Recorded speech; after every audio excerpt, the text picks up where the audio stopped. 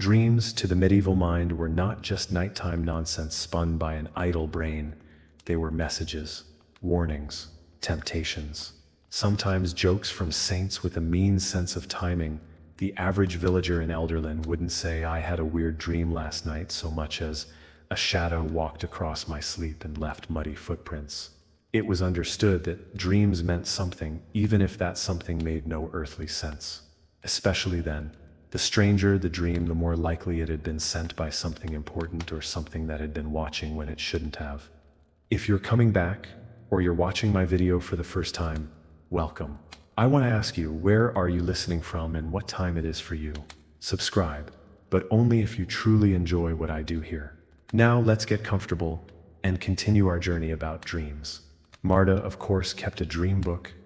Not a tidy ledger, but a swollen stack of stitched together parchment, full of ink blotches and pressed herbs and the occasional dead moth. She'd jot down villagers' dreams in her crabbed script, frowning the whole time like the dream had personally insulted her. Once, Brina dreamed she gave birth to a turnip that shouted tax advice. Marta simply nodded and muttered, "Omen of misplaced trust." Another time, Osric dreamed he was climbing a staircase made of bread. She didn't even write that one down, just gave him a biscuit and told him to stay away from the miller for a fortnight. In the chapel, long since retired from anything resembling official doctrine, someone had nailed up a list of common dream symbols: wheat, prosperity; dogs, loyalty or betrayal, depending on whether they bit teeth falling out, fear of judgment, or possibly just bad apples. The list changed regularly, though no one admitted updating it. New entries would appear overnight: screaming goats =, hidden envy; fish in your shoes =, divine direction; floating above the village, while on fire =, unresolved pride. It was easier in Elderlin to believe dreams had meaning than to believe your own mind might be doing whatever it liked. Sindra claimed she could walk into dreams, said it casually one afternoon while weeding her garden. I asked if that meant she could control them. "No," she said. "I just visit. Sometimes I'm invited." I asked what happened if she wasn't. She just smiled and said, "Then I bring honey." I'm not sure if that was metaphor or a recipe. She once gave Tam a small charm to wear while sleeping.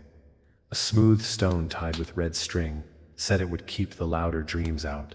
When I asked what she meant by louder, she said, "You'll know if you hear one. I've slept a little lighter ever since." Elderlin lies in that peculiar stillness where the air seems to hold its own breath. This is when people remember what they saw in the dark, half in words, half in feelings. Marta says it's the only honest time to speak of dreams, when you haven't yet dressed them up in logic or stuffed them into a drawer labeled nonsense. The early morning confessions at her door say as much. Dreams about dead relatives giving recipes. Dreams about flying pigs demanding taxes. Dreams that taste like salt. Tharn the blacksmith once dreamed his anvil grew legs and walked away, muttering about misuse and disrespect. He told me this in passing, like it was a weather report. Said he woke up and found his hammer on the roof. No one asked how it got there. In Elderlin, dreams sometimes reached out into the waking world not to prove a point, but simply to remind everyone who was really in charge. You could ignore a dream, sure, but you did so at your own risk. Best to leave a bowl of milk on the windowsill. Best to say thank you, even if you didn't know who to thank. There was a boy once, Arlen I think, who dreamed of a door where no door should be, just a plain wooden thing in the middle of a field, standing upright, closed. In the dream he never opened it. He just stood there, night after night, staring. One day the door appeared in the waking world, exactly where it had been in the dream. The hinges creaked like they remembered something painful. Arlen never went near it again. The village didn't touch it either. It's still out there, weathered and quiet. A reminder that not all dreams vanish at sunrise. Some prefer to stick around and see how you behave. Not every dream was ominous. Some were gifts. Warm fields and loved faces long gone. Songs you'd forgotten. Notes falling like rain. Net told me once he dreamed of being a tree rooted and tall, and when he woke, his back hurt but his heart felt quieter. Said he hadn't felt that kind of stillness in years.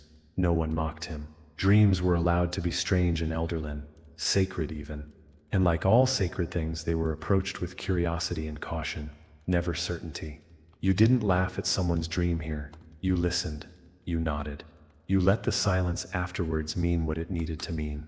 The tavern had its own relationship with dreams. The Loud Wren's back room was rumored to hold more than just barrels and forgotten coats.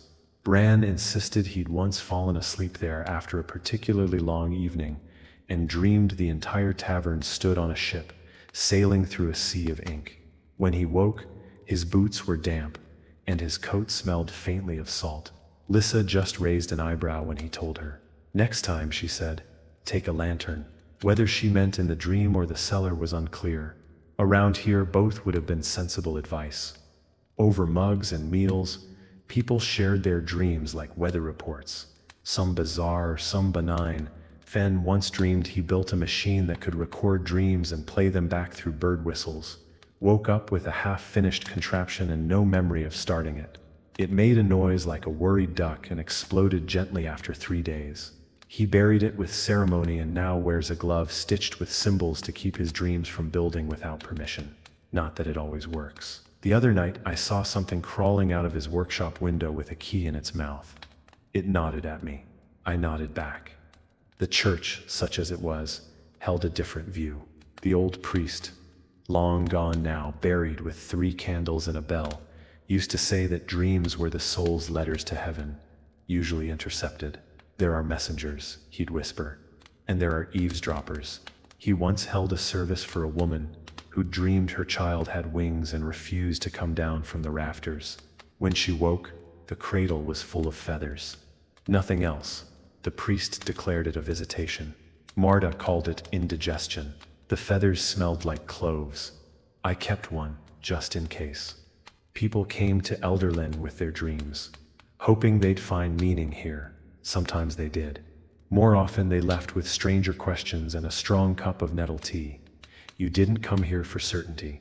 You came for the feeling that someone was still paying attention, that dreams, however strange or sharp, might be held gently and taken seriously, not solved.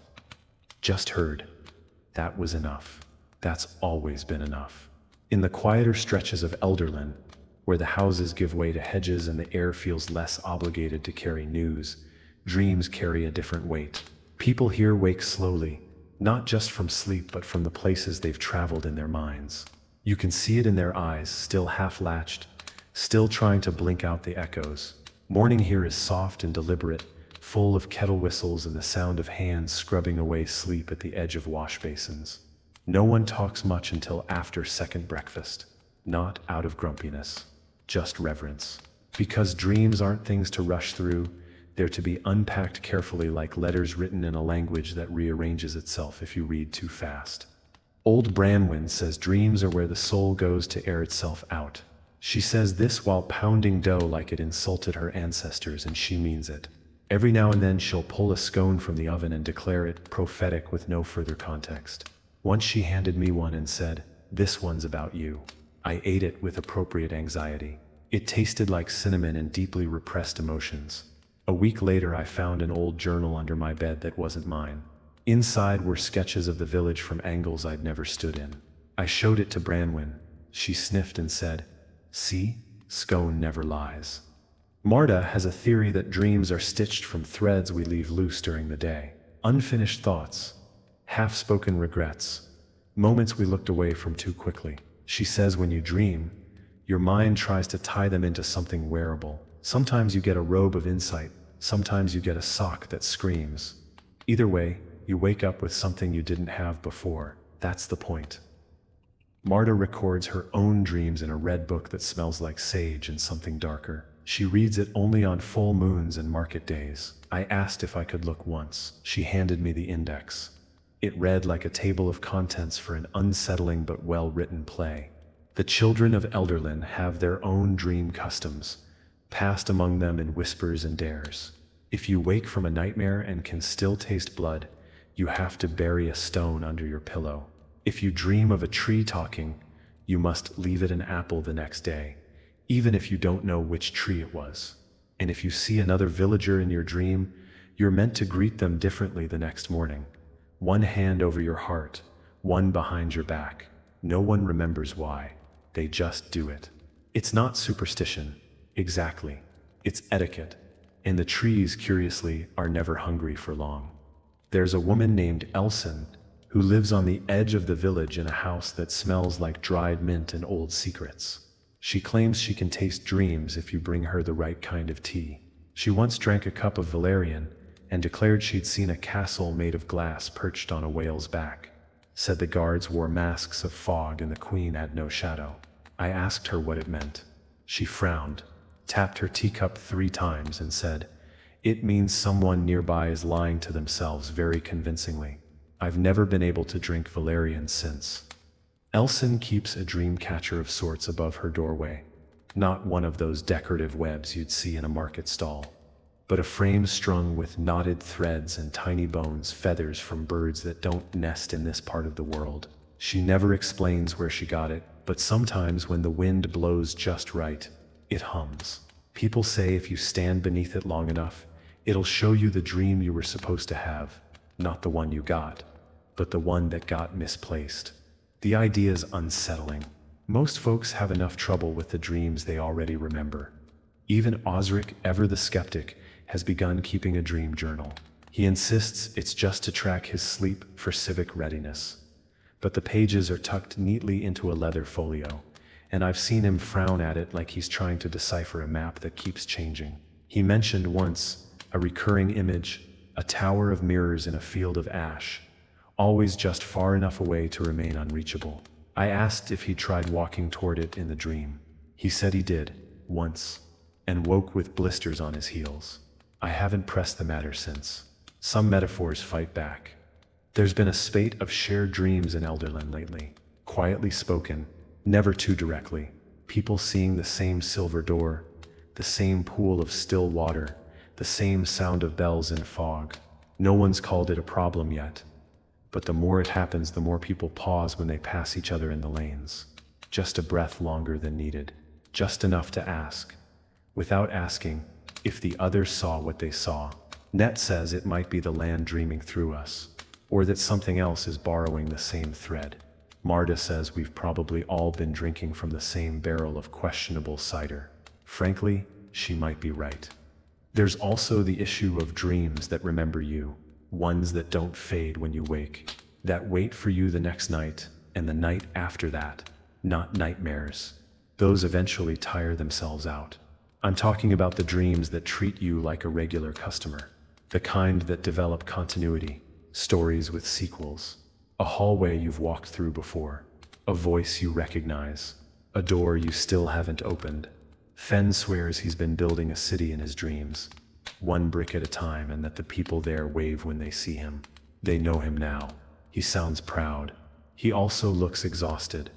In the spring, the birds bring strange dreams with their return. That's just accepted here. Their calls stitch something into the edges of sleep, fragments mostly, but potent. You'll dream of flying, yes, but also of falling slowly, gently, like a leaf turning over and over through a sky that doesn't want you back. You'll hear your own name spoken in a way you've never heard before.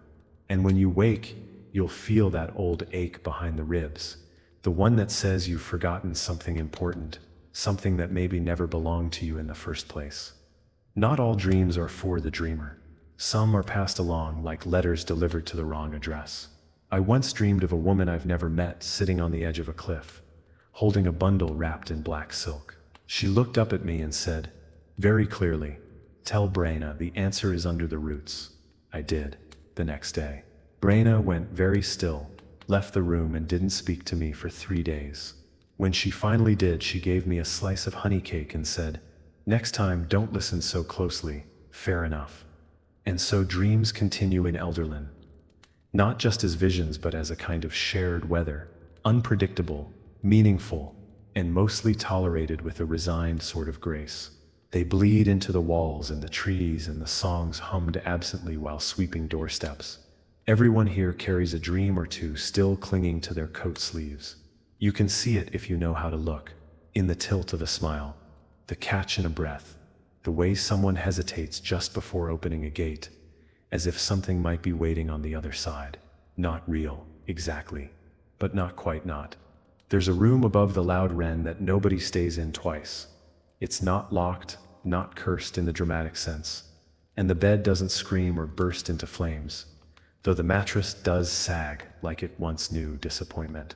Personally, it's room 7. Plain door, creaky floorboards, a window that opens just wide enough to tempt bad decisions. Travelers who sleep there tend to leave a little quieter than they arrived, not frightened, just thoughtful. One merchant left behind a drawing of a mountain that no one recognized, with stars circling the peak like a crown. Another scribbled a half rhyme on the wall and underlined the word remember 3 times. Lissa repaints it once a year. It always fades faster than the others. Net once stayed there during a particularly bad winter, when his own roof gave up and decided to let the snow in. He said the room dreamed for him, said he woke up with a memory of his mother's voice, even though he never knew her. That night, he heard someone humming under the floorboards, slow, sweet, and oddly familiar. He didn't investigate, just listened. He said it felt like being remembered by something that had no business remembering him.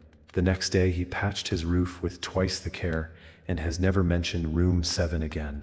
But I noticed he always glances at its window when he walks by. There's a theory, whispered, mostly by the candlemakers and the lonely, that dreams are the currency of the unseen. Not payment, exactly, more like a form of barter. You offer them each night, unknowingly, and in return you get some kind of spiritual maintenance, emotional housekeeping, or, if you're unlucky, a reckoning. Sindra says this is why some people wake up tired.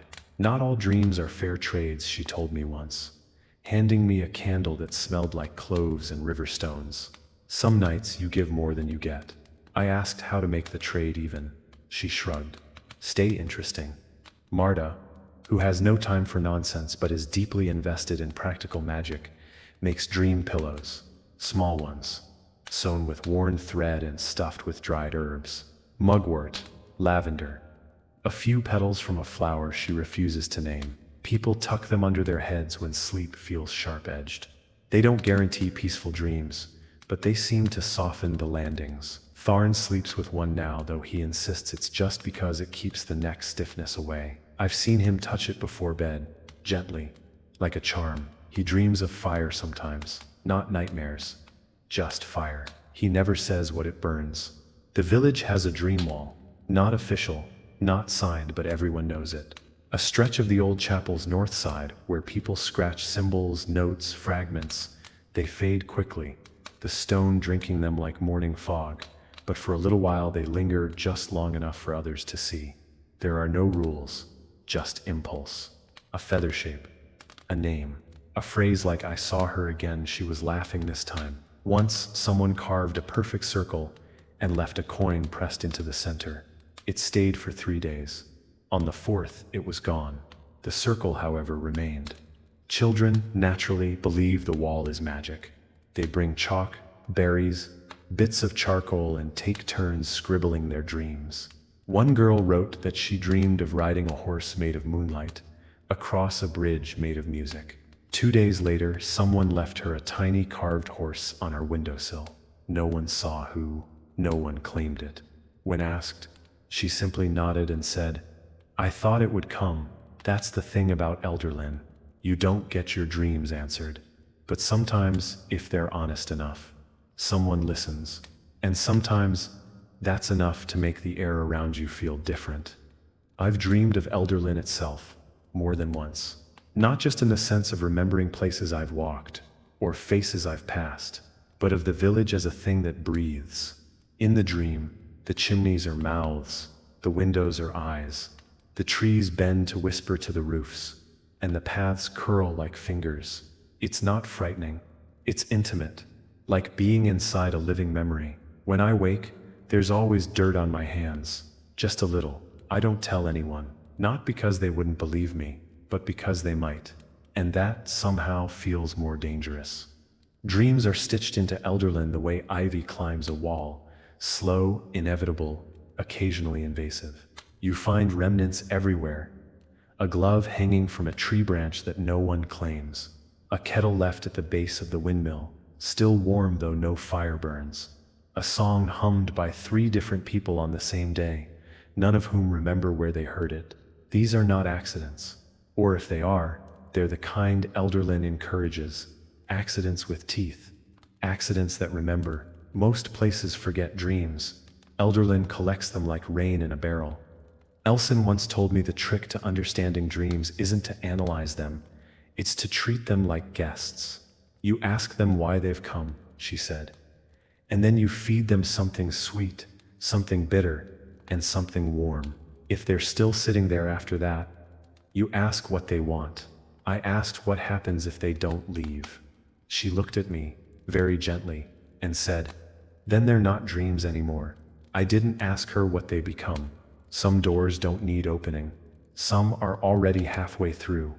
Every year, at the turning of autumn, a few villagers gather outside the old watchtower to burn pieces of paper. Nothing dramatic. No ceremony. They just write down dreams they want to forget, or maybe ones they're afraid they'll remember too clearly, and feed them to a controlled flame. The smoke smells sharp and herbal, like regret set to music. No one speaks during the burning. You don't interrupt the leaving. That's the rule. Afterwards, they all go back to their homes a little lighter, though some carry a second slip of paper in their coat pocket, just in case forgetting doesn't work. Not all dreams are for night. Some sneak into your afternoon, your walks, your silences. You'll be tying your boots and suddenly remember what it felt like to fly. You'll look at a puddle and see your face, older, younger, or not your own. You'll hum a tune that never existed and be sure you knew the words once. And you'll stop, just for a moment, because something in the air feels like permission. In Elderlin, these are called waking echoes, not hallucinations, not tricks of the mind, just dreams doing their due diligence, checking in during business hours. And so it goes. Night after night, the village closes its shutters, dims its lanterns, and turns inward. The people dream, and the dreams dream back. Not always kindly, not always clearly, but always with intent.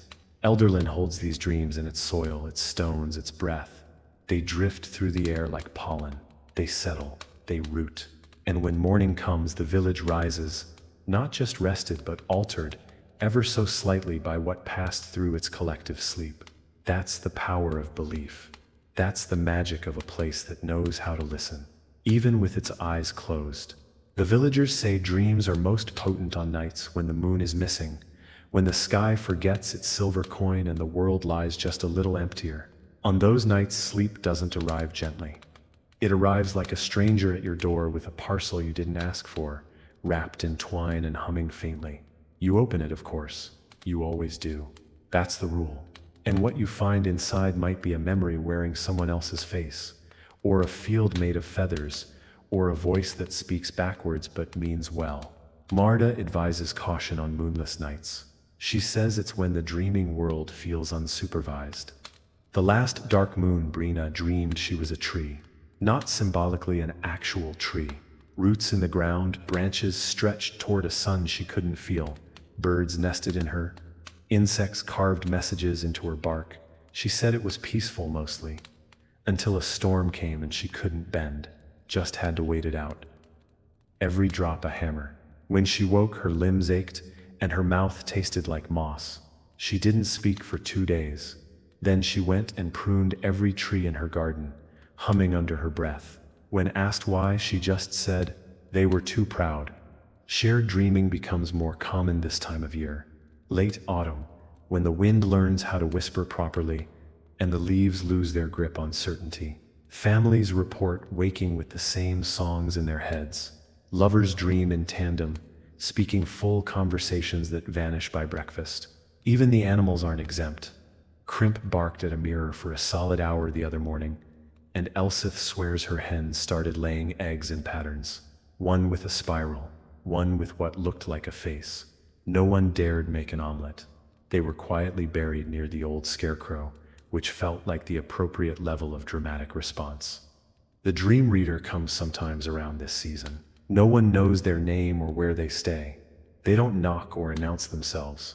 They're just suddenly there, wrapped in gray cloth, smelling faintly of juniper and something colder. They sit in the square with a bowl of water and ask nothing. If you have a dream worth telling, you sit across from them and speak. If not, you keep walking. The water never ripples, no matter the wind. When the telling is done, the dream reader places a pebble in the bowl, sometimes smooth, sometimes sharp. That's all. The pebbles vanish by morning. Sindra claims to have spoken to the dream reader once, though whether she means aloud or in sleep is unclear. She says they're not from here, not really from anywhere, but that they visit places where dreaming has become unruly. Not dangerous, just too loud, like a river swollen past its banks. They help the flow, she said, not by changing dreams, but by reminding them what direction they meant to go. I asked if that meant dreams forget. She nodded once. More than people do. That's why they come back strange. They get lost sometimes, looping, echoing, looking for the wrong door. Elderlin has always had a complicated relationship with sleep. It's not mistrusted, but it's treated carefully. People here nap like they're borrowing time from someone they owe. They wake slow, blinking like cats, testing the air. No one jumps up from a nap in Elderlin. No one's that brave. Too many tales of people waking up in places they weren't before, physically or otherwise. Once, a boy named Pell fell asleep in the field and woke up speaking a dialect no one had heard in 3 generations. He forgot it 2 days later. But for a while, everything he said made the geese very agitated. Tharn once told me that sleep is a kind of death we rehearse nightly, and dreams are the dress rehearsals for whatever comes next. He said it while sharpening a blade with the kind of focus that made you think the blade had offended him personally. I asked if he was afraid of what he saw in his sleep. Not afraid, he said, just impressed. Then he went back to his work, and didn't speak again for the rest of the day. That night, he lit a second lantern outside his door, and left a plate of bread on the windowsill. The next morning, the lantern was extinguished. The bread was gone. The knife was missing for 3 days. There's a room in the chapel tower no one uses. The stairs that lead to it groan like they remember better days, and the door at the top sticks like it's clinging to something. Inside, it's dusty, cramped, filled with broken hymnals and the ghost of incense. But on the wall is a mural, faint but unmistakable, of people sleeping under a great tree whose branches cradle stars. Some of the sleepers are smiling. Others look expectant, like they're waiting for someone to show up. No one remembers painting it. Marta swears it wasn't there 10 years ago. But every few months the colors seem a little brighter. No one questions it. The door remains closed mostly. On nights when the clouds hang low, and the village feels like a pocket folded in on itself, strange things whisper at the edges of windows. Nothing malevolent, just reminders, fragments. You'll hear your name said in your mother's voice, even if she's been gone for years. You'll catch the scent of a lost love's hair, or hear the exact sound of snow falling outside your childhood home. It's not nostalgia, it's not haunting, it's something else. As if the dreams you've cast off have returned to visit, wearing the familiar like a borrowed coat. They don't stay long, just long enough to remind you of who you've been. Sometimes, the dreams aren't even yours. This is something people in Elderlin don't talk about directly, but everyone understands. You'll sleep and see someone else's memories, their fears, their joys, their quiet shame. You'll wake up knowing things you shouldn't. Once I dreamed of fishing in a red boat with a woman who smelled like fresh bread and loss. I told no one. Weeks later, Mara described the same woman to me, in a voice so quiet it barely existed. Said she used to dream of her too. Said she hadn't in years. We didn't speak about it again. Some dreams are meant to be held between people like a fragile truce. And still the village dreams on, softly, steadily, like a tide against an unseen shore. It doesn't matter whether the dreams are prophetic or foolish, divine or digestive. What matters is that they are honored, believed in, even if only a little, even if only in that half second before your mind clicks fully into waking. Elderlin is full of sleepers who know better than to dismiss a vision, who leave the window cracked just in case something wants to come in. And if it does, well, there's usually tea, and a pillow waiting, and someone nearby who's probably dreamed something stranger. There's an old superstition in Elderlin that says, If you speak your dream aloud before your second blink of the day, it becomes real. Not real in the stone and blood sense, but real enough to wander, to linger, to peek around corners and nestle in shadows. Children are taught early to blink twice before saying anything in the morning, and to blink a third time if the dream involved anyone they still have to see at breakfast. It's more ritual than rule, but you'd be surprised how quickly even the skeptical fall into it. Elderlin teaches you that dreams aren't delicate, they're contagious. Bram once told me she dreamt of a black river running through the village, silent, slow, and thick as ink. No boats, no fish, just a single floating book, closed and bound in twine. The next morning, she couldn't remember the name of her cousin, the one she'd known since childhood, who lived 2 doors down. It came back eventually, but the silence in between was long and odd. When she finally remembered it, she said it aloud 3 times and spat into the garden. Marta called it a reasonable response.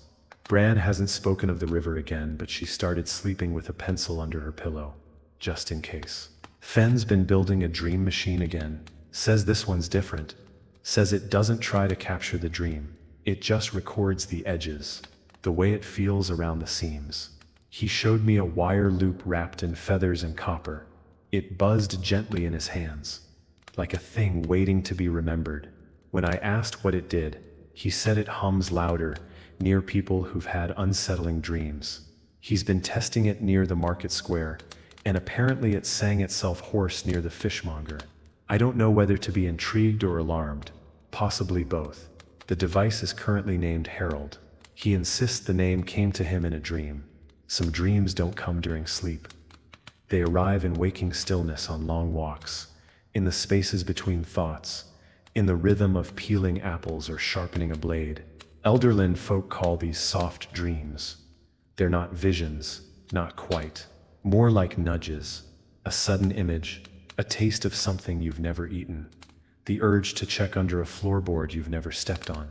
Marta says soft dreams are the soul's way of getting your attention when your mind is too cluttered. Elson disagrees. She says they're echoes, leftovers, the bits someone else forgot to claim. Either way, when one arrives, you pay attention. There's a boy named Orlin who hasn't dreamed in over a year. Not once. His sleep is long and quiet, and utterly blank. People don't talk about it much, but they watch him a little closer than others. He seems fine, healthy, cheerful, even, but sometimes he pauses in the middle of speaking, like he's trying to remember a tune that never existed. Elsith gave him a charm to wear. Net gave him a book of blank pages. Fenn gave him Harold briefly, to see if the machine would hum. It didn't. Not even a twitch. That scared Fenn more than he expected. Harold now lives in the root cellar, and no one talks about it. Every few seasons, the village hosts what they call a dream fire. It's not a real fire. Not exactly. More of a gathering. People write down dreams they can't explain or forget, fold them into tiny squares and place them into a lantern made of thin birch paper. The lanterns are floated down the river after dusk, lit by a single candle. Most drift quietly, some fizzle. A few burn bright and vanish in a pop that smells of rosewater and regret. If a lantern returns to shore, it's considered unfinished business. Those are left under the hawthorn tree at Latch Hill and dealt with only by moonlight. Some villagers keep dream bottles, small glass flasks filled with things that are said to catch a specific kind of dream. Lavender for sweetness, river pebbles for continuity, salt for protection. A thread of red wool tied around the neck keeps the contents stable. You shake it gently before sleep, whisper a name, any name, though it's best if it's one you miss, and place it near the bed. Not too close. Not on the floor. The bottles fog up. If the dream catches, you don't open them. Not ever. You let the dream settle, let it cool, and bury the bottle at the edge of your property when you're ready to let go. Dream theft is a very quiet crime in Elderlin. Not common, but not impossible. Net swears he lost a dream once, mid-sleep.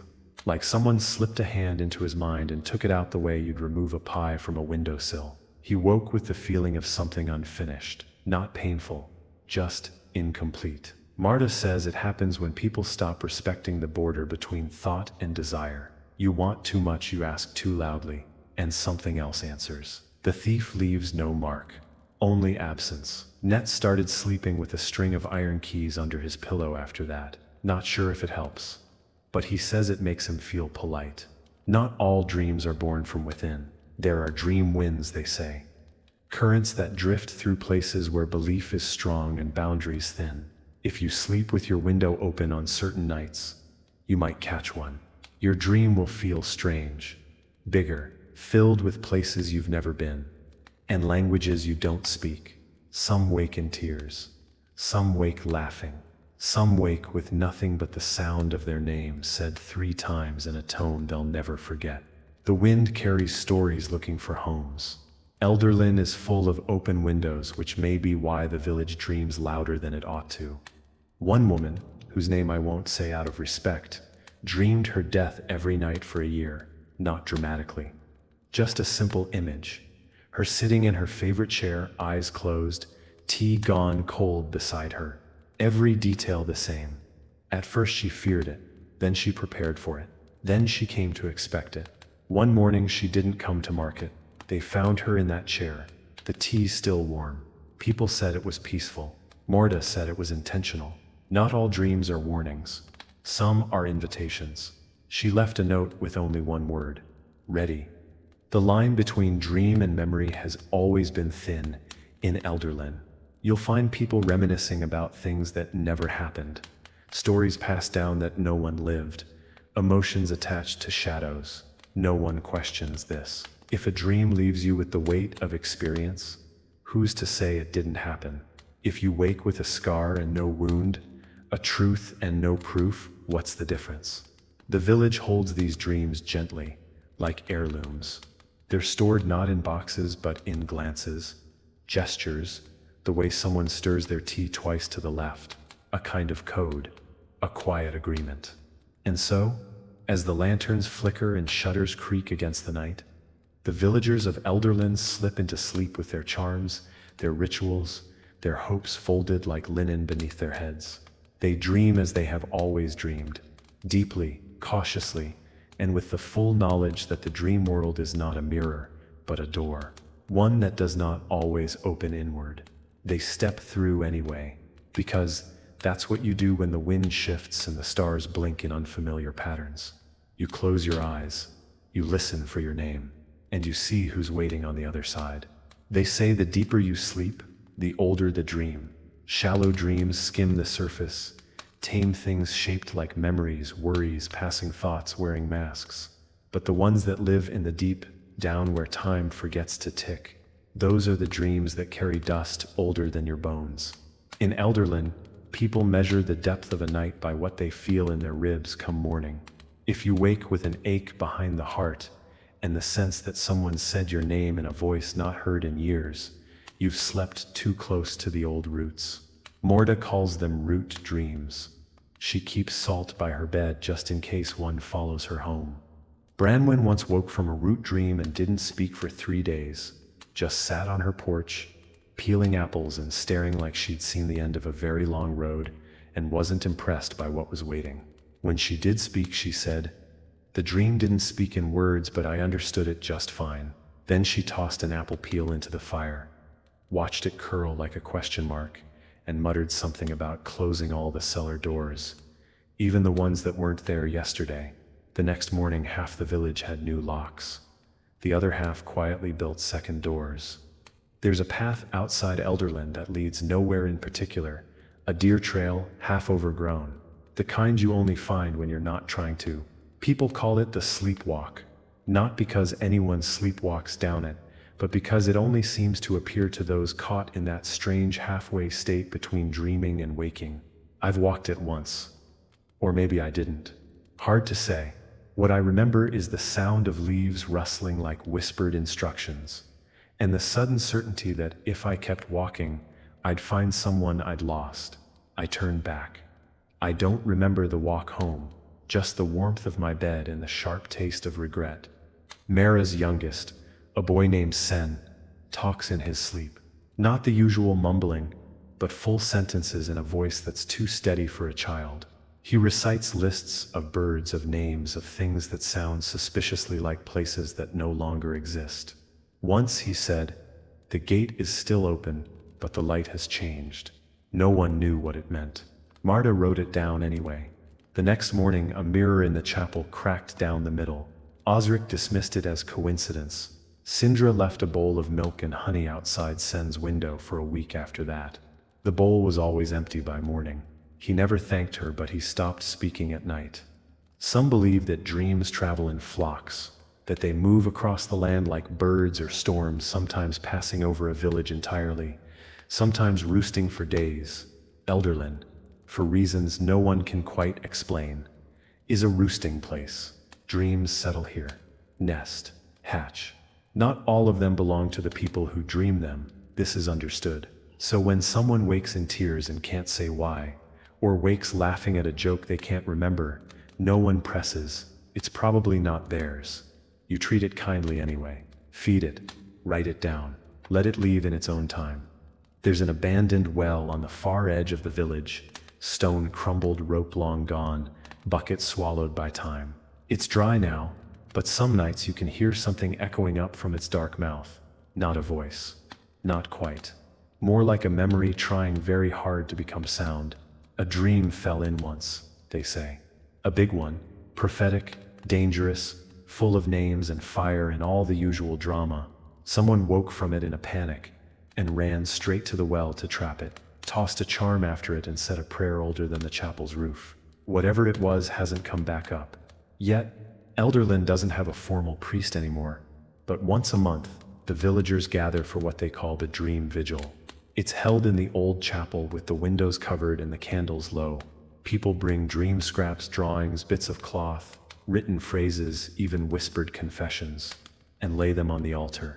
No one judges, no one speaks, unless the dream demands it. Once, a woman stood and sang a lullaby in a language no one knew. The air turned colder. A draft moved through the room even though the doors were shut tight. Afterward, no one mentioned it, but someone left a second blanket at her door that night. Children are told not to lie about dreams. It's not a moral lesson, it's a safety one. A false dream can attract real attention. You don't play with symbols. You don't invent visions just to be interesting. The dreaming world doesn't like being mocked. There's a cautionary tale about a boy who made up a dream about flying to impress a girl. That night he dreamed of falling instead. Not from the sky, but from something taller, something made of bone. He never spoke again, but he carves birds now. Hundreds of them.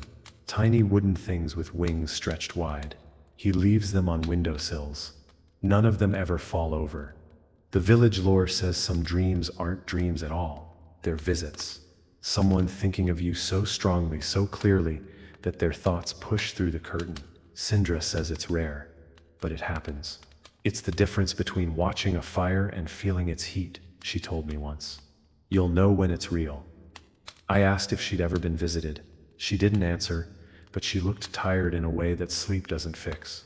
Later I found a second pillow on her bed, neatly fluffed, slightly indented. No one else lives with her. No one has for years. There are herbs said to encourage dreaming, mugwort, valerian poppy, certain mushrooms that only grow under ash trees during wet years. But there are also plants meant to suppress it. Dreamless sleep, they say, is sometimes necessary, when a mind has seen too much, when the dreaming world starts pulling instead of showing. Elsin brews a tea for this purpose. She doesn't sell it. You have to ask for it directly, and she has to agree. It smells like smoke and lavender, tastes like forgetting. It's not for everyone, but there are nights when silence is the safest sound. And so Elderlin continues to sleep, to dream, to carry the strange weight of what visits its people in the dark. Dreams move through the village like fog, clinging to rooftops, curling around doorways, slipping through cracks in the floorboards. They are not always kind. They are not always clear, but they are always present. And here in this place where belief is not decoration but foundation, people listen, they nod, they leave milk on the sill. They tell their children to blink twice before speaking, and when they dream, they do so with both fear and welcome in equal measure. There's an attic in Elderlin, no one admits to using, though everyone knows it's there. It's in the oldest house, stone set, ivy choked. with windows like half-lidded eyes that always seem to be watching something too far away to name. The attic isn't locked, exactly. The door simply resists, not with force, but with suggestion. You reach for the handle and suddenly remember something urgent elsewhere: bread in the oven, a letter to write, a headache that wasn't there a moment ago. Marta says it's a place where dreams go when they're done with us, a sort of retirement. She's never been up there. She says that like it's a badge of wisdom. One boy, Jack, did go up once. Young, curious, utterly unburdened by superstition. He came back down before he'd even fully reached the top step, said nothing, slept for 2 days straight, no stirring, no twitch. When he woke, he spoke 3 different languages he hadn't known before, and then forgot them by sundown. Since then, he's perfectly normal, except for the way he avoids looking at rooftops, and the fact that he always sleeps facing the door. When asked what he saw, he only says, not what, who, and that's usually enough to end the conversation. Dreams often speak in symbols, but there are some that arrive unfiltered, too vivid, too loud, too detailed to be dismissed as metaphor. These are the ones people fear most. Marta calls them bone dreams, visions with weight, with smell, with gravity. You don't wake from a bone dream, you survive it. They leave marks too, scars that weren't there before, an extra freckle, a gap in the wall that wasn't cracked yesterday. Bran once had a bone dream and woke with her left shoe missing, and her right shoe full of seawater. She burned both and didn't leave her house for a week. Sindra tells me the deepest dreams are not your own. They're borrowed, leased from something older, something trying to remember itself through you. You might dream of standing at a river that hasn't flowed in 1,000 years, or hear music that doesn't belong to any known instrument. When that happens, you're expected to listen, not interpret, not share, just carry, like a candle in a room too large to light. These dreams fade slower. They follow you for days, appearing in puddles, in reflections in the corners of your eye where certainty doesn't quite reach. They don't want anything from you, just presence. Elson keeps a drawer of dream artifacts, not souvenirs, not keepsakes, just objects that arrived after particularly strong nights. A button that hums when touched, a key with no teeth, a thimble full of dried ink. She doesn't display them. She stores them in velvet and speaks their names only on solstices. She says dreams sometimes shed pieces of themselves, and it's rude not to keep them safe. She gave me a small mirror once, said it came from a dream of hers. I looked into it and saw a version of myself asleep under a tree I didn't recognize, holding a book I've never owned. I haven't looked into it since. I still have it wrapped in cloth, hidden in a drawer I forget to open. The baker, Branwen, has begun waking with new recipes in her head, not unusual in itself. Dreaming of food is common enough, but hers come fully formed, complete with measurements and techniques she swears she never learned. Some are simple, others are peculiar. One bread required kneading under moonlight. Another could only be baked while silent. The first time she served it, half the village dreamed the same dream, a field of crows bowing to a weeping tree. Since then, she's stuck to honey loaves and oatcakes, says the others felt too close to invitation. Not all dreamers are asleep. There's an old man named Harold, who sits by the well most afternoons with his eyes open but unseeing. He speaks rarely and only when spoken to, but sometimes he hums melodies that no one knows but everyone feels they've heard before. Some say he's dreaming while awake, his mind caught in a loop that never quite resets. Once, a girl sat beside him for an hour and then stood up saying, "Thank you," like she'd been told something sacred. Harold didn't reply, but the next day she began sketching symbols into the dirt behind her house. They looked like maps, or maybe instructions. Elderlin is filled with little rituals meant to keep dreams from getting too bold. You sweep toward the hearth, not away from it. You whisper your name into the cupboard once a season. You leave one corner of the blanket untucked, in case something needs to leave quietly. None of these are enforced. They're simply done, like brushing crumbs off a table. courtesy more than caution. The only rule taken truly seriously is this: never go to sleep angry with the village. Not with a person, not with a place, but with the village itself. If you do, the dream it sends will be personal and precise. There's a field just north of the mill, where the grass grows in spirals no matter how you cut it. Dreams grow there too, that's what the children say. They lie in the center and close their eyes and wait to see what images come. Most of the time it's just colors, shapes, nonsense. But once, a boy named Ren saw his mother's face exactly as it looked the day she died. He was 3 then, now he's 13. And he's planted a ring of stones around the field. He says it needs boundaries. He won't say why. The spiral keeps growing. The smith, Tharn, has begun inscribing small glyphs onto the inside of buckles and tools. Marks he doesn't remember learning. They appear in his dreams, bright and pulsing. And when he wakes, his hands move without asking. When questioned, he says therefore balance. A dream can't ride a crooked blade, he mutters. No one presses him. The symbols are beautiful in their own way, symmetrical, calming. Marta keeps one of his buckles in her pocket and touches it when the air feels wrong. Tharn doesn't charge her for them anymore, just says, keep the dream sharp. And as the village tucks itself in each night, candles blown out, windows latched with care, prayers whispered into bedposts, the dreams begin to stir, not wild, not wicked, just ready. They seep through floorboards and rustle under blankets, finding their way into minds that have spent all day pretending not to need them. Elderlin breathes in the dark, slow and sure, and the dreams come home, some to warn, some to comfort, some to simply remind. The villagers sleep, not always soundly, but never alone. For in Elderlin, dreams are not strangers, they are neighbors, and they always find their way back. There is a book in the village library, if one can call the mismatched shelf in the Reeves office a library that no one remembers borrowing, shelving, or donating. It's bound in cracked brown leather, stitched with thread that looks suspiciously like hair, and has no title. The pages are filled with dreams. Not stories, not journal entries. Dreams. Short, strange, often incomplete. I was made of bees. No one noticed until I laughed. Or he opened the window and poured in the ocean. Some are dated centuries apart.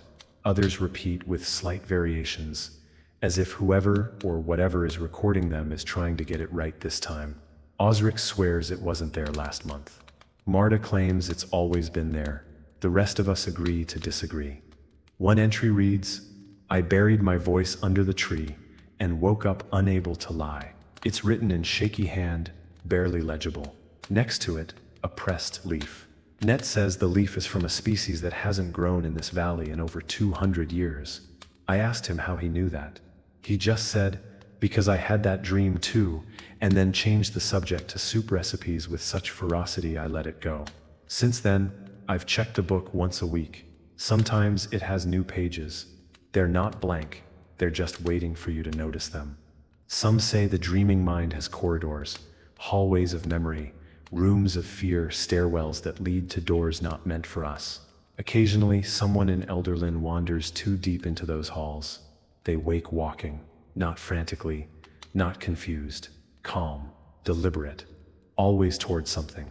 Tharn once followed a sleepwalker for 2 hours before they stopped at the edge of the river, stared at the water, and whispered, "Not tonight." Then they turned and walked home. Didn't remember a thing, but Tharn insists the river rose a little that night, just enough to cover a stone that hadn't moved in years. There's a phrase passed down in Elderlin, "Dreams choose the willing." It sounds romantic, but it isn't. It's a warning. If you open yourself too much, invite too freely, the dreams will take it as permission. You'll stop dreaming at night and start drifting during the day. Gaps in memory. Unfamiliar handwriting in your own ledger. A humming in your ears when you're alone. Elson once treated a man who forgot what his own hands felt like. She made him hold a warm stone every morning for a month. It helped, she said. Not much, but enough. He dreams smaller now, only weather and birds. The dreamless are rare and treated with a kind of wary respect, not pity, not suspicion, just caution, as if they walk just slightly beside the rest of us. Branwen says it's like sleeping in a room with the curtains closed and the door locked. Safe perhaps, but terribly lonely. One such woman, called Ilsa, lives in the hills. She hasn't dreamed in decades, says she doesn't miss it, but her windows are always open, and she leaves a candle burning long after midnight. Some say she's hoping for one last dream. Others think she's keeping watch. Sheeping watch. I'm not sure which is more noble. At the spring equinox, the village observes what's known as the telling. It's not a festival, not really. More like a collective exhale. People gather in pairs or threes and trade their most vivid dreams from the past year. No interpretations, no jokes. Just the telling. One person speaks while the others listen. Truly listen. As if the dream were a thing that might vanish if disrespected. It's an old tradition. Older than the well. Older than the road. Net believes it started when the villagers feared forgetting who they were, so they told each other dreams to stitch their memories into something communal, something that would last. During the telling, Sindra often says nothing. She simply listens. Eyes half-lidded, fingertips twitching like they're tracing unseen runes in the air. But once, years ago, she spoke a dream so long and detailed it took most of the evening. A city underground, lit by hanging stars where everyone wore masks, made of their own faces, where the walls whispered your name if you walked too quickly. When she finished, the whole room was silent. Marta lit a candle and placed it in the center of the floor. No one asked what it meant, but ever since, that candle's been lit during every telling, and no one dares to move it. Children often carry the heaviest dreams, not out of punishment, but proximity. They're closer to the veil, their minds still soft around the edges, still willing to believe that monsters can be kind and shadows can be friends. Tam once told me he dreams of an orchard where every apple has a secret inside. Some taste like laughter, others like guilt. He said one tasted like someone else's memory. He swallowed it anyway. Said he woke up crying and didn't know why. The next day, he left a wooden apple on the dream wall, carved with care, hollow in the middle. No one touched it, but the next morning it was gone. Dreams have rules. Even if we don't know them, you don't speak someone else's dream aloud without their permission. You don't lie in a dream, at least not successfully. And if you see yourself sleeping, you must wake immediately, or you won't. These aren't just sayings. They're observed, like weather. Everyone knows someone who broke a rule once. Osric tells a tale of a man who dreamed he cheated death, only to find that death had changed the rules while he was gloating. The man woke with white hair and refused to speak anything but riddles. Marta calls it theatrics. Still, she doesn't tell her own dreams. There are places in Elderlin that don't dream, patches of land where sleep comes light and leaves fast. Rooms where no one remembers what they dreamed, even if they write it down the moment they wake. The corner of the mill house, the east-facing window in the apothecary's attic, the barn door with the rusted hinge. No one knows why. They're not dangerous, just quiet, untouched. Some say those places already dream for themselves and don't need you intruding. Others say they're empty, waiting. I've stood in one. It felt like being listened to by something with no mouth. And so we go on, through nights thick with meaning and mornings heavy with symbols, through shared silences and flickers of connection. Elderlin breathes in rhythm with its dreamers, a place stitched together by belief and ritual and memory that may never have been real. The dreams remain, whispered, painted, buried, gifted. Sometimes they warn, sometimes they heal, sometimes they just ask to be seen. And we, in our quiet homes with our flickering lanterns and carefully untucked blankets, do our best to answer, not always wisely, but always sincerely. Some villagers keep a dream shelf, a space above the hearth or beside the bed, filled not with books or tools, but with items found in dreams and later stumbled upon in waking life. A pebble shaped like a heart, a feather the color of ink, a coin with no country. Marta's is crowded with jars of herbs that grow only in memory, a comb she once saw in the hand of a woman made of fog, and a cracked eggshell wrapped in twine. She doesn't dust it. She says it's important not to disturb the order. Dreams are like cats, she told me once. They don't like to be rearranged. When someone dies in Elderlin, the first thing we do is ask if they've left behind a dream. Not a will, not a letter, a dream. Some record, spoken or scrawled, of what their mind gave them last. Sometimes it's just fragments. The sun was underground, or he forgave me, but that's enough. The reeve keeps them folded and sealed in a box made of you and quiet promises. It's not for reading, it's for safekeeping. We believe that a person's final dream is the part of them that tries to stay behind, not to haunt, just to finish the conversation. Occasionally, a new dream shows up in the box. No death to mark it, no signature to claim it, just new parchment, familiar ink, and a feeling that doesn't belong to anyone still living. These are handled carefully. Read once. Burned with dried rosemary, the ash scattered at the base of the old hawthorn tree. Sindra says those are dreams that miss their window. Elson says they're messages passed hand to hand across sleep, like a chain letter from the other side. Either way, we treat them with respect. Elderlin may be small, but its boundaries are more flexible than the map suggests.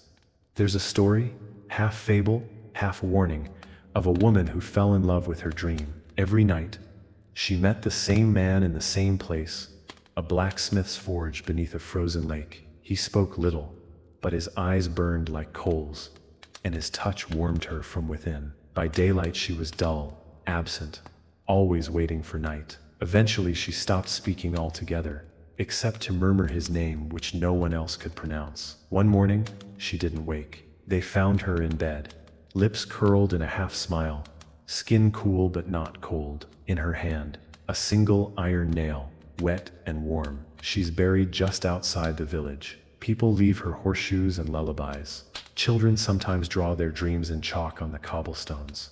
It's innocent until it isn't.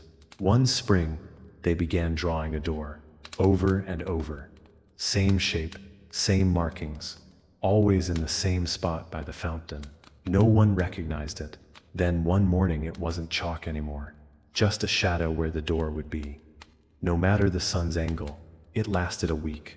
Never opened, never moved, but everyone stepped around it, and even Crimp the dog wouldn't walk through. When it vanished, the children stopped drawing. None of them remember why they started, or maybe they just won't say.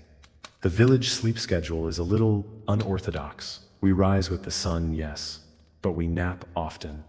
Short rests, taken in chairs under trees on church pews softened by use. These naps are less about rest and more about permission.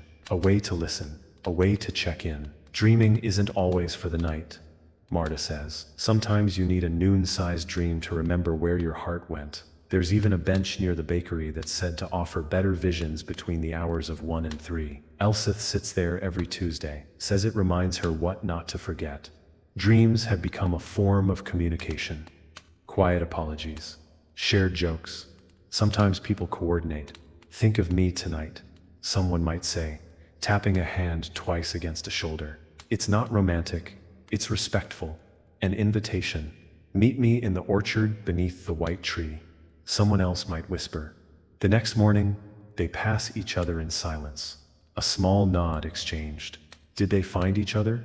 Did they both make it? You never ask. That's not how dreaming works. If they smile a little softer that day, you know enough. Once a year, someone dreams of the mirror man, always the same figure. Tall, face smooth and reflective, dressed in stitched shadows. He says nothing, but raises one hand palm open and mouths your name 3 times. People wake uneasy, their reflections odd for days. Half a step out of sync or blinking wrong. No one knows what the dream means. Only that it spreads, one dreamer each year. They never dream it again, but mirrors are covered for a week afterward just in case. Sindra once caught her reflection whispering something in a dream. She won't tell what, just keeps her looking glass in a drawer now wrapped in cloth. Marta has a theory that some dreams are protective, shields for the mind, disguises for the soul, that we dream strange and terrifying things to keep the more dangerous truths away. Better to see a field of teeth than remember the real reason you're afraid of silence, she says. She believes that the dreams we dread the most are often the ones saving us. I asked her what her worst dream was. She looked at me for a long time, then said, "One where everything made sense." That answer still makes me uncomfortable. Fenn's machines are evolving. His latest one records what he calls resonant sleep. Not dreams, but the air around them. He places it under his bed, and each morning it plays a note, a single tone, never the same twice. Some days it's warm and round. Other times it's thin and jagged, like regret played on a string. He's begun composing with them, short melodies, eerie and quiet. The village children call them dream songs. The bakery plays them now and then, not for ambiance, for remembrance, for those dreams we can't carry but won't let go. And in all this, through the dreaming and the waking, the symbols and silences, Elderlin carries on. The village lives with its dreams the way you live with weather, patiently, with occasional preparation and a healthy dose of respect. No one here pretends to understand all of it. That's not the point. The point is to listen, to honor, to blink twice before speaking, to keep your window just a little open, to know that dreaming is not a thing that happens to you, but a place you sometimes return to. And if the path is familiar, if the door is unlocked, you step through, quietly, gratefully. And with both eyes closed, there's a rumor, rarely spoken above a whisper, of a dream that doesn't end. A long looping thing that catches you mid-sleep and pulls you into its rhythm, a meadow that never empties, a song with no final note, a road where the horizon always stays the same. It's called the long sleep, and those who've touched it wake with sore limbs and eyes that flicker like candlelight in wind. They say time behaves strangely in that dream. One woman claimed she lived a whole life there, grew old, watched her children marry, buried her husband beneath a tree with red bark, and then woke up to find her porridge still warm. She's quiet now, very kind, but very quiet. The innkeeper once said the long sleep is a kindness meant only for the lonely, a dream that gives what waking life withheld, not as a gift, but as a balm. I'm not sure if he speaks from knowledge or wishful thinking. He dreams rarely, or so he claims, and when he does, it's always the same dream. A cup of tea, untouched, waiting on a table he never reaches. He tells this like a joke, but he always glances toward the hearth afterward, like he's checking for someone or waiting to not be alone. There are travelers who pass through Elderlin, speaking of dream words, sigils sewn into sleeves, rings carved with sleeping tongues, talismans that sing faintly if a dream approaches too quickly. One woman, cloaked in yellow and smelling of rain, sold a charm to Fenn that was meant to trap nightmares and release them as moths. It worked, for a time. Then the moths stopped flying and simply gathered at the window, flapping their wings in unison. He took it apart and buried the pieces in separate corners of the garden. The wind hasn't quite sounded right there since. Sindra told me once that there are dreams that rot, ones left too long unspoken, buried under guilt or fear or shame. They fester, they change shape. What began as a memory or message becomes a haunt. You carry it in your shoulders, in the way you speak your own name. When the rot sets in, the dream stops visiting at night. It comes during meals, during stillness, in the silence between questions. She said the only cure is honesty, not confession, but clarity. You have to name it, she said, out loud. Even if no one's listening. She handed me a cup of tea that smelled like sage and endings. Elderlin keeps a dream ledger for the lost, not the dead. Those are remembered elsewhere. The lost are the ones who walked out of the village and didn't come back. Not all were running. Some were searching, some were called. Once a season, the reeve reads a page aloud by the fountain, a single dream preserved in ink, belonging to someone no longer here. No one claps, no one weeps, but afterwards someone always lights a candle and leaves it on the road's edge. A signal, a welcome, a hope that maybe the dreamer will see it and remember where they came from. Elson says there's a plant that grows only in the dreams of those who've forgiven themselves. Tall, violet, bell-shaped, humming softly when touched. She's never seen it herself, but she describes it in such detail that I wonder if she's lying or simply hasn't realized she's already dreamed it. She says if you find the plant in your sleep, you must not pick it. You must sit beside it until it fades. Only then does it count. Only then does it stay with you. I asked her what happens if you pick it anyway. She said nothing, just stirred her tea and watched the steam twist upward like a slow question. Tharn forged a bell once that rings in dreams. Not his own. Others he gave it to a girl who suffered from the kind of sleep that left bruises. Said it would warn her when the dreaming turned. She wore it around her neck. It never rang, but she started sleeping through the night. A year later she brought it back and placed it on his forge. It was cracked down the middle, though no one remembers hearing it break. Tharn keeps it by the window. Now, sometimes he stares at it for hours. No one asks what he sees. Net, who dreams in color so vivid, it makes him dizzy upon waking, has taken to painting small tiles with the hues he remembers. No scenes, no figures, just swaths of color, fear green, laughter yellow, regret blue. He sells them at market in bundles of 3. People place them in drawers, under pillows, inside boots. He says they're not protective, they're reminders, anchors for the moments when waking doesn't quite hold, when you need to remember what a dream made you feel, even if you don't recall the dream itself. Sometimes, a stranger arrives with a dream so large it needs to be shared. Not told, shared. They don't always speak. Sometimes they sing or hum or simply hold your hand and let the dream pass like a pulse between your palms. You'll see flashes, feel warmth, smell something you haven't since childhood. It passes quickly, leaves you breathless. These dream bearers move on just as quickly as if drawn by an invisible thread. The village never asks where they come from, only that they're welcomed, fed, and given a place to rest. One such visitor carved a spiral into the side of the bakery. No one's touched it. It grows deeper each year. There's a deep belief in Elderland that dreams aren't bound by time, that some dreams are sent backward, echoes from tomorrow, fragments of what hasn't happened yet. Brina once dreamed of the baker's fire failing 3 days before it happened. She delivered logs without explanation and left a slice of pie behind. When asked why, she simply said, "Because I already did." We don't call it prophecy. We don't call it fate. We call it dreaming forward. And when it happens, we act gently. Because if tomorrow trusts you enough to warn you, you owe it kindness in return. And so the dreaming continues, stitched into the very air of Elderlin, into the walls and walkways and the rhythm of sleep itself. Some dreams come as warnings, some as visitors, some as burdens meant to be carried only until someone else is strong enough to lift them. But all are received with the same quiet promise. Here you will be heard. Here you will not wake alone.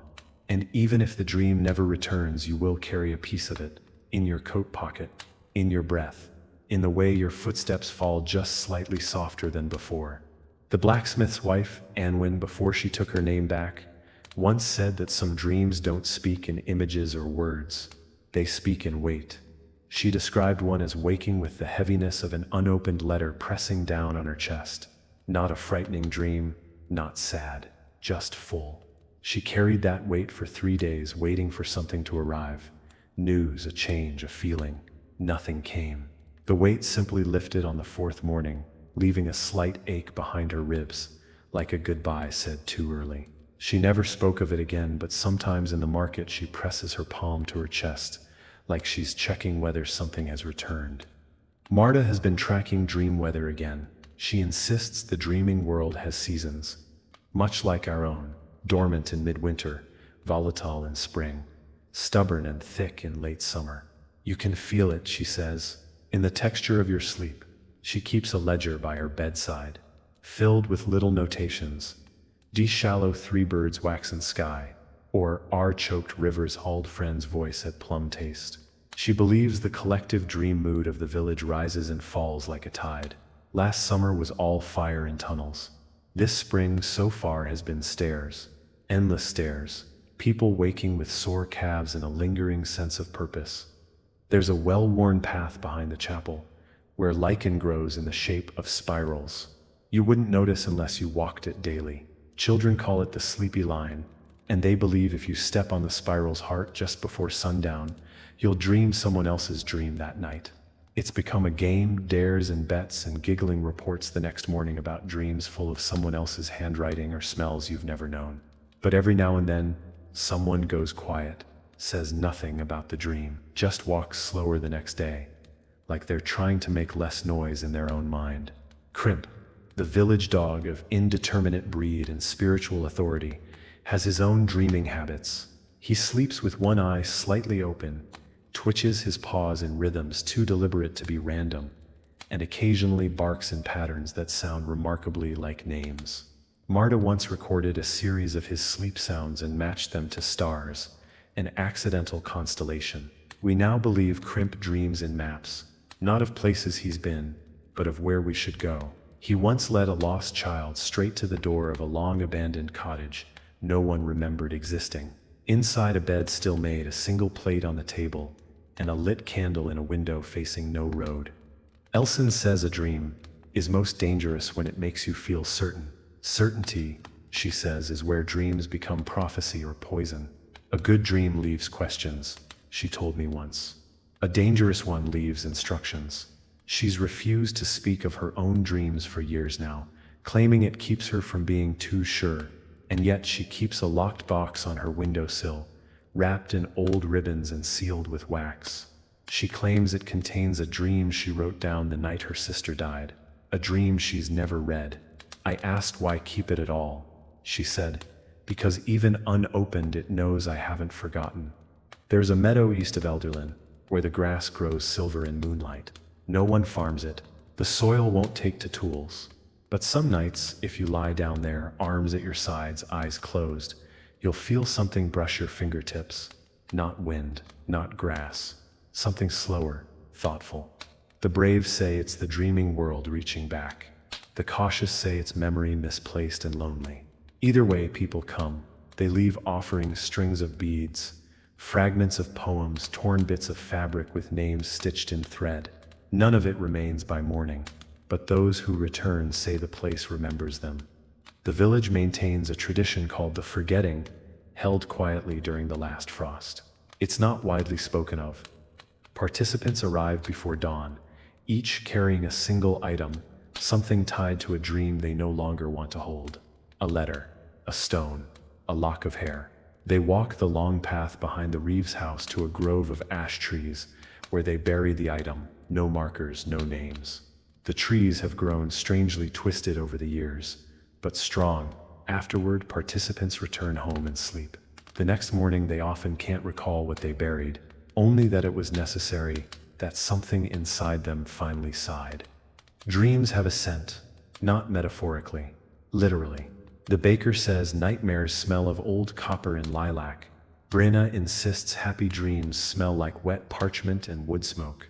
Marta, who has the best nose in the village, once woke from a dream with tears in her eyes and said, "That smelled like the sea before it left me." No one questioned her. Elderlin doesn't trade in proof. Here, if someone tells you they dreamed of bees and their breath smelled of honey the next day, you believe them, you thank them. You sleep with your window open that night, just in case the bees have something more to say. Children are taught that dreams can stain. A strong enough one will leave its mark, not on the body, but on the way a person holds silence, on the way they pause before saying yes, on the way their laughter sounds just a little rehearsed. These are not considered wounds, more like calluses, evidence of having lived alongside the strange and survived. Morta says the people who have no stains at all are the ones you should worry about. Means nothing ever got through, she says. Or worse, means something did, and they managed to forget it, which in Elderlin is considered more dangerous than remembering. And still, each evening as the last lanterns are lit and the wind presses its face against the glass, Elderlin prepares itself for dreaming. Boots are set neatly by the door, curtains are drawn just so, names are whispered softly, those of the living, the lost, and the hoped for.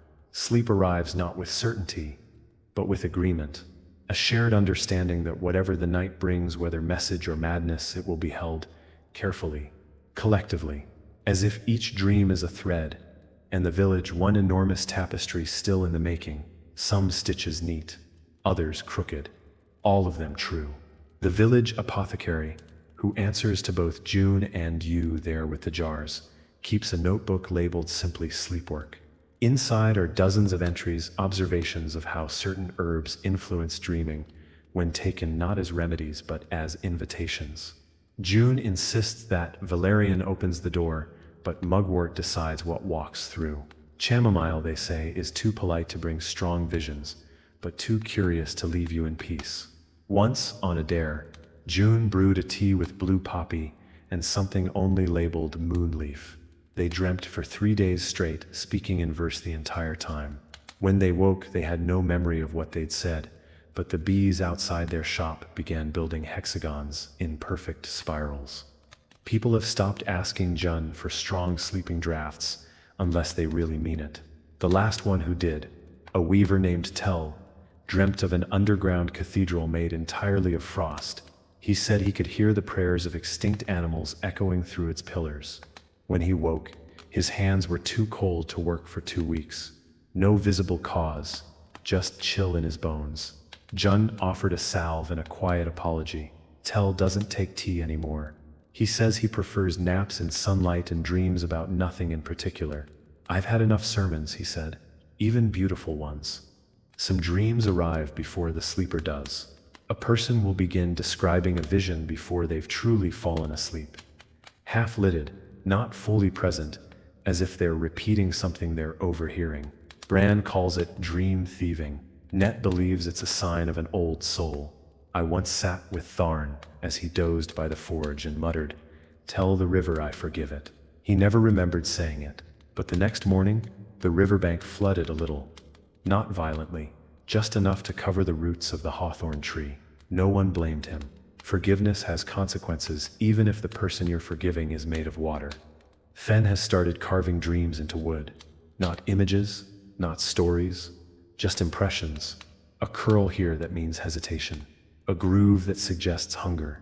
He works in silence, his fingers moving like they're being guided from the wrist, down by something with long patience. He doesn't explain them. Just labels the finished pieces with names like "the window didn't open," or "too many shoes at the door." The villagers buy them and hang them by their beds. Not to interpret, just to remember that something strange once passed through someone else's mind and left a shape behind. The dream is in the grain. The animals of Elderlin are no strangers to dreams. Cats twitch in their sleep and wake yowling at corners where nothing stands. Horses sometimes refuse to enter their stalls, wide-eyed and silent. Elsith's goat once circled a well for an entire morning before curling up next to it and refusing to move. Marta patted its head and whispered, "All right then, you saw something." She lit a candle and left it beside the bucket. The flame burned green and quiet. The goat has since returned to normal behavior, though it no longer eats from anyone's hand but hers. Trust, apparently earned in sleep, is a stubborn thing. There's a kind of dream Elderlin calls a thresholder. You know it by the feeling, not fear exactly, but tension, pressure, like standing in front of a door you're not sure you should open. These dreams often end just before something is revealed. The turning of a key, the lifting of a veil, the foot placed on a new path. They leave the dreamer unsettled, restless, like they've nearly been chosen for something they didn't ask for. Sindra says these dreams are promises. Marta says they're warnings. Elson says they're both, which is worse. I've had one. Just once. I still think about it every time I hear footsteps that don't match my own. The oldest man in the village, a man known only as Yarrow, claims to dream in seasons.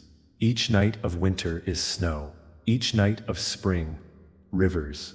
He says summer brings too much light, and he wakes with headaches. But autumn, his dreams in autumn are always the same. A procession of figures in gold robes, walking a spiral path toward a tree that burns without ash. He describes it calmly, like a weather report. Says the figures nod to him sometimes, and one once handed him a cup. He tasted something like apple and iron. When he woke, his mouth bled slightly. Morta gave him mint and stitched a leaf into his collar. The chapel bells, long rusted and mostly ornamental now, have begun to chime in the early hours of certain nights. No wind, no hands, just a single low tone always around the third hour before dawn. The villagers don't acknowledge it aloud, but everyone hears it. Dreams those nights tend to carry a different taste. More silence, more waiting. I asked the Reeve about it once. She said, "Perhaps something needs reminding." Then she offered me a lantern and said nothing more. I carried it home and didn't light it, but I placed it by the door, just in case forgetting had become impolite. Sometimes people wake from dreams with new names. They don't change them legally. There's no such thing in Elderlin. But they begin asking to be called something else. Something softer, something sharper. The village obliges. Net once became hollow for 6 months. Branwen spent a season as Stoneweather. It's not questioned. Names are flexible things here, shaped by what you carry while unconscious. When the name no longer fits, it's laid down gently, like a coat no longer needed. People take on new names with reverence. Never twice the same one, never someone else's. Dreams are possessive about identity. Elson has a theory that dreams sometimes braid themselves. Not one dream, but several interwoven threads from different people, times, even languages. A kind of shared dreaming that doesn't announce itself but leaves clues. A symbol you later see scratched into a stone. A phrase another dreamer swears they've heard. A sense of déjà vu that feels deeper than usual. She's begun charting these braids on a wall behind her work table. Not a map. Not quite.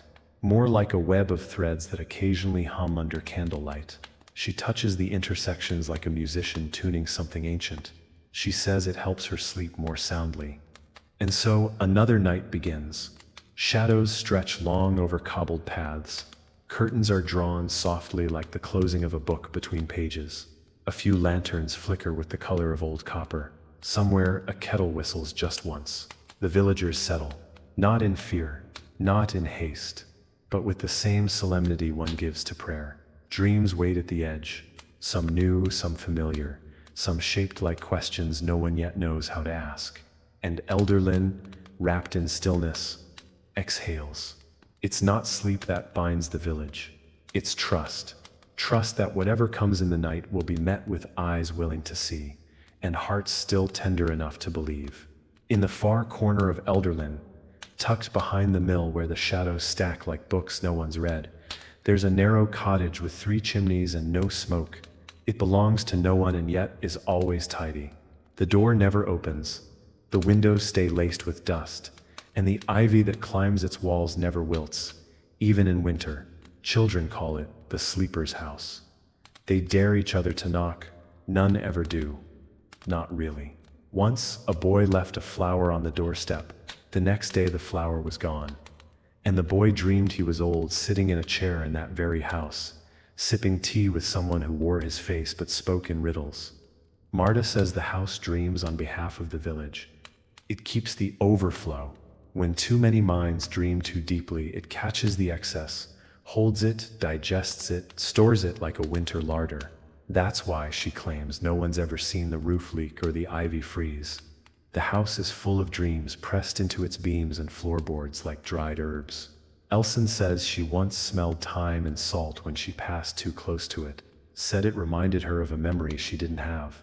She doesn't walk that way anymore, calls it respectful avoidance. Dreams have moods, not feelings. Moods, a kind of weather inside them. Some are brittle. Everything in them seems breakable, fragile, tense. Others are thick, humid, so heavy with emotion, you wake up and need to wring out your thoughts, like wet laundry. Brina dreamed once of being inside a cathedral made of fabric, every surface soft, muffled, the air so saturated with longing she couldn't speak. She said she woke up gasping, not from fear but from the effort of trying to remember who she missed. Marta handed her a sprig of marjoram and told her to sleep under her oldest blanket. It worked, mostly. Some dreams echo for days. Not in the head, but in the world. Doors that creak with a tune you swore you heard while sleeping. A patch of ground that suddenly feels known, though you've never stood there. Elderlin's full of these places, Corners of alleys that hum, stairwells that feel expectant. Most people just live with them. You tip your hat. You nod. You don't ask questions you aren't ready to carry the answers to. One such place is the path behind the wren, where the stones shine blue just before rain. Sindra swears it's because someone dreamed of sapphires once and spilled the idea there. Osric's daughter, Lonnie, used to draw her dreams before she could speak. Charcoal and soot, mostly. Shapes and spirals and creatures with eyes on the inside of their hands. She once drew a perfect map of the village, including a house that hadn't been built yet, and another that had burned down before she was born. Osric burned the page gently and hung a bell over her cradle. Now she only dreams in colors.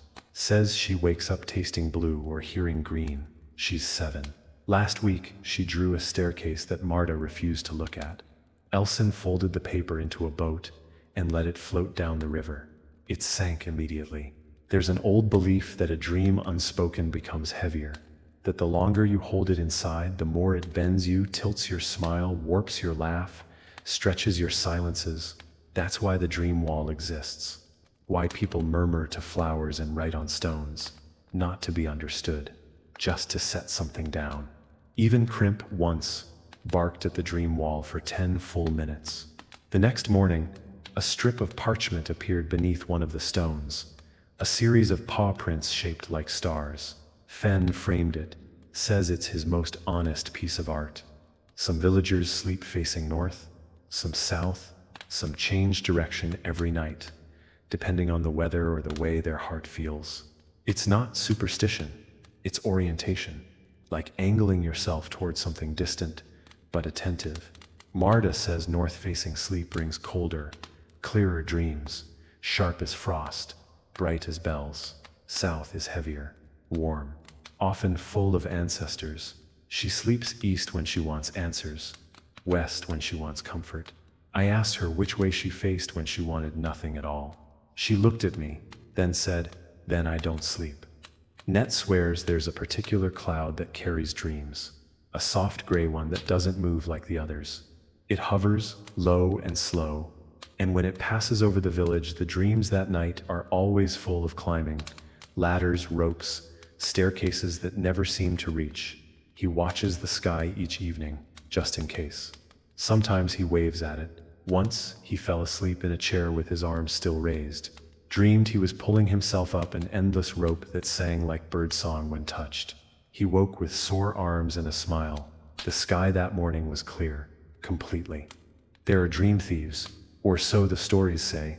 Not monsters, not demons, just people who've forgotten how to sleep honestly. They slip into others' dreams, peel off layers, steal the sweetness, leave the husk. You wake up feeling used, like someone borrowed your heart without asking. No one knows who they are. Maybe no one specific. Maybe just a hunger that learned how to walk. Elderland protects its sleepers in quiet ways. Salt lines, iron pins, bells tied with black thread. You never point fingers. You simply tend the damage. Leave a loaf on a doorstep.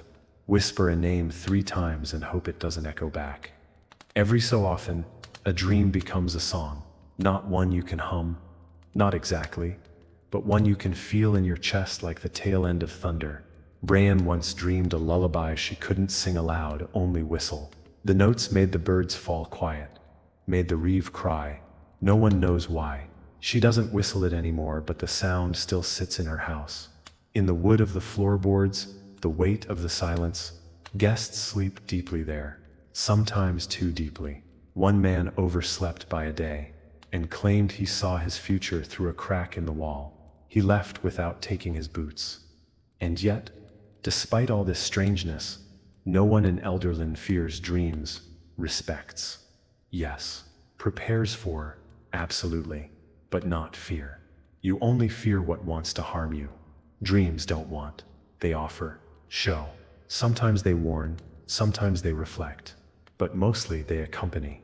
They walk beside you when waking leaves you weary. They remind you in strange shapes and backward languages that you are not alone, not even in your own mind. The village understands this. It's why we listen when someone starts a sentence with, "I had the strangest dream," It's why we sleep with one hand open, just in case someone's reaching back. There's a candle in the apothecary's window that never seems to burn down, not a large one, just a squat little stub in a clay dish, ringed with old wax and ash. It flickers even when no wind stirs, and if you watch it long enough, the flame begins to sway in time with something you can't quite hear. Jung calls it a listening flame, says it records nearby dreams like a weaver might gather stray threads. When someone passes by whispering in their sleep, the flame flutters. When someone lies awake thinking about a dream they can't forget, it leans toward the thought like a flower toward sun. Elson claims the candle once blew itself out the moment a man told a lie. He relit it, apologized, and the flame returned, slightly smaller, slightly colder. The Reeves office keeps a strange object on her desk, a small cube of polished stone, darker than ink, warm to the touch even in winter. She says it's a dream weight, meant to hold down especially persistent dreams, not trap them, not erase them, just press them flat, make them manageable. People come to her now and then, voice soft and eyes tired, and she lets them hold the stone, just for a moment. They usually leave quieter, sometimes lighter. Once, a boy held it too long and began humming in a language he didn't know. The cube was locked in a drawer for a month after that. It still hums faintly now and then, like it remembers something important. Marta tells of borrowed dreams, visions sent by someone else's longing. She says they're common between close friends, lovers, siblings, that sometimes you'll dream someone else's grief because their own mind couldn't bear it that night. It's an act of love, though it never feels like it.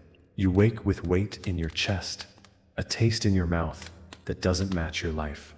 You recognize a stranger's face and ache without knowing why. Most people shrug it off, but the villagers here know to ask, not directly but gently. Did you sleep well? Means something more. It means, are you carrying something of mine? Not all dreams are soft. Some come with teeth. The villagers call them churners, the kind that twist the belly and leave your thoughts lopsided all day. They don't always scare, but they unsettle. A field where everyone has your face. A mirror that breathes. The sound of your own voice pleading with you in a room with no walls. These dreams pass, but they leave behind fingerprints, small hesitations, new habits. Branwen bites her lip when she's thinking now, says she didn't used to. Net checks his shadow twice each morning. No one mocks this. In Elderlin, you treat churners with the same respect you'd give a wild animal wandering into your yard. Quiet, calm, eyes down, door open.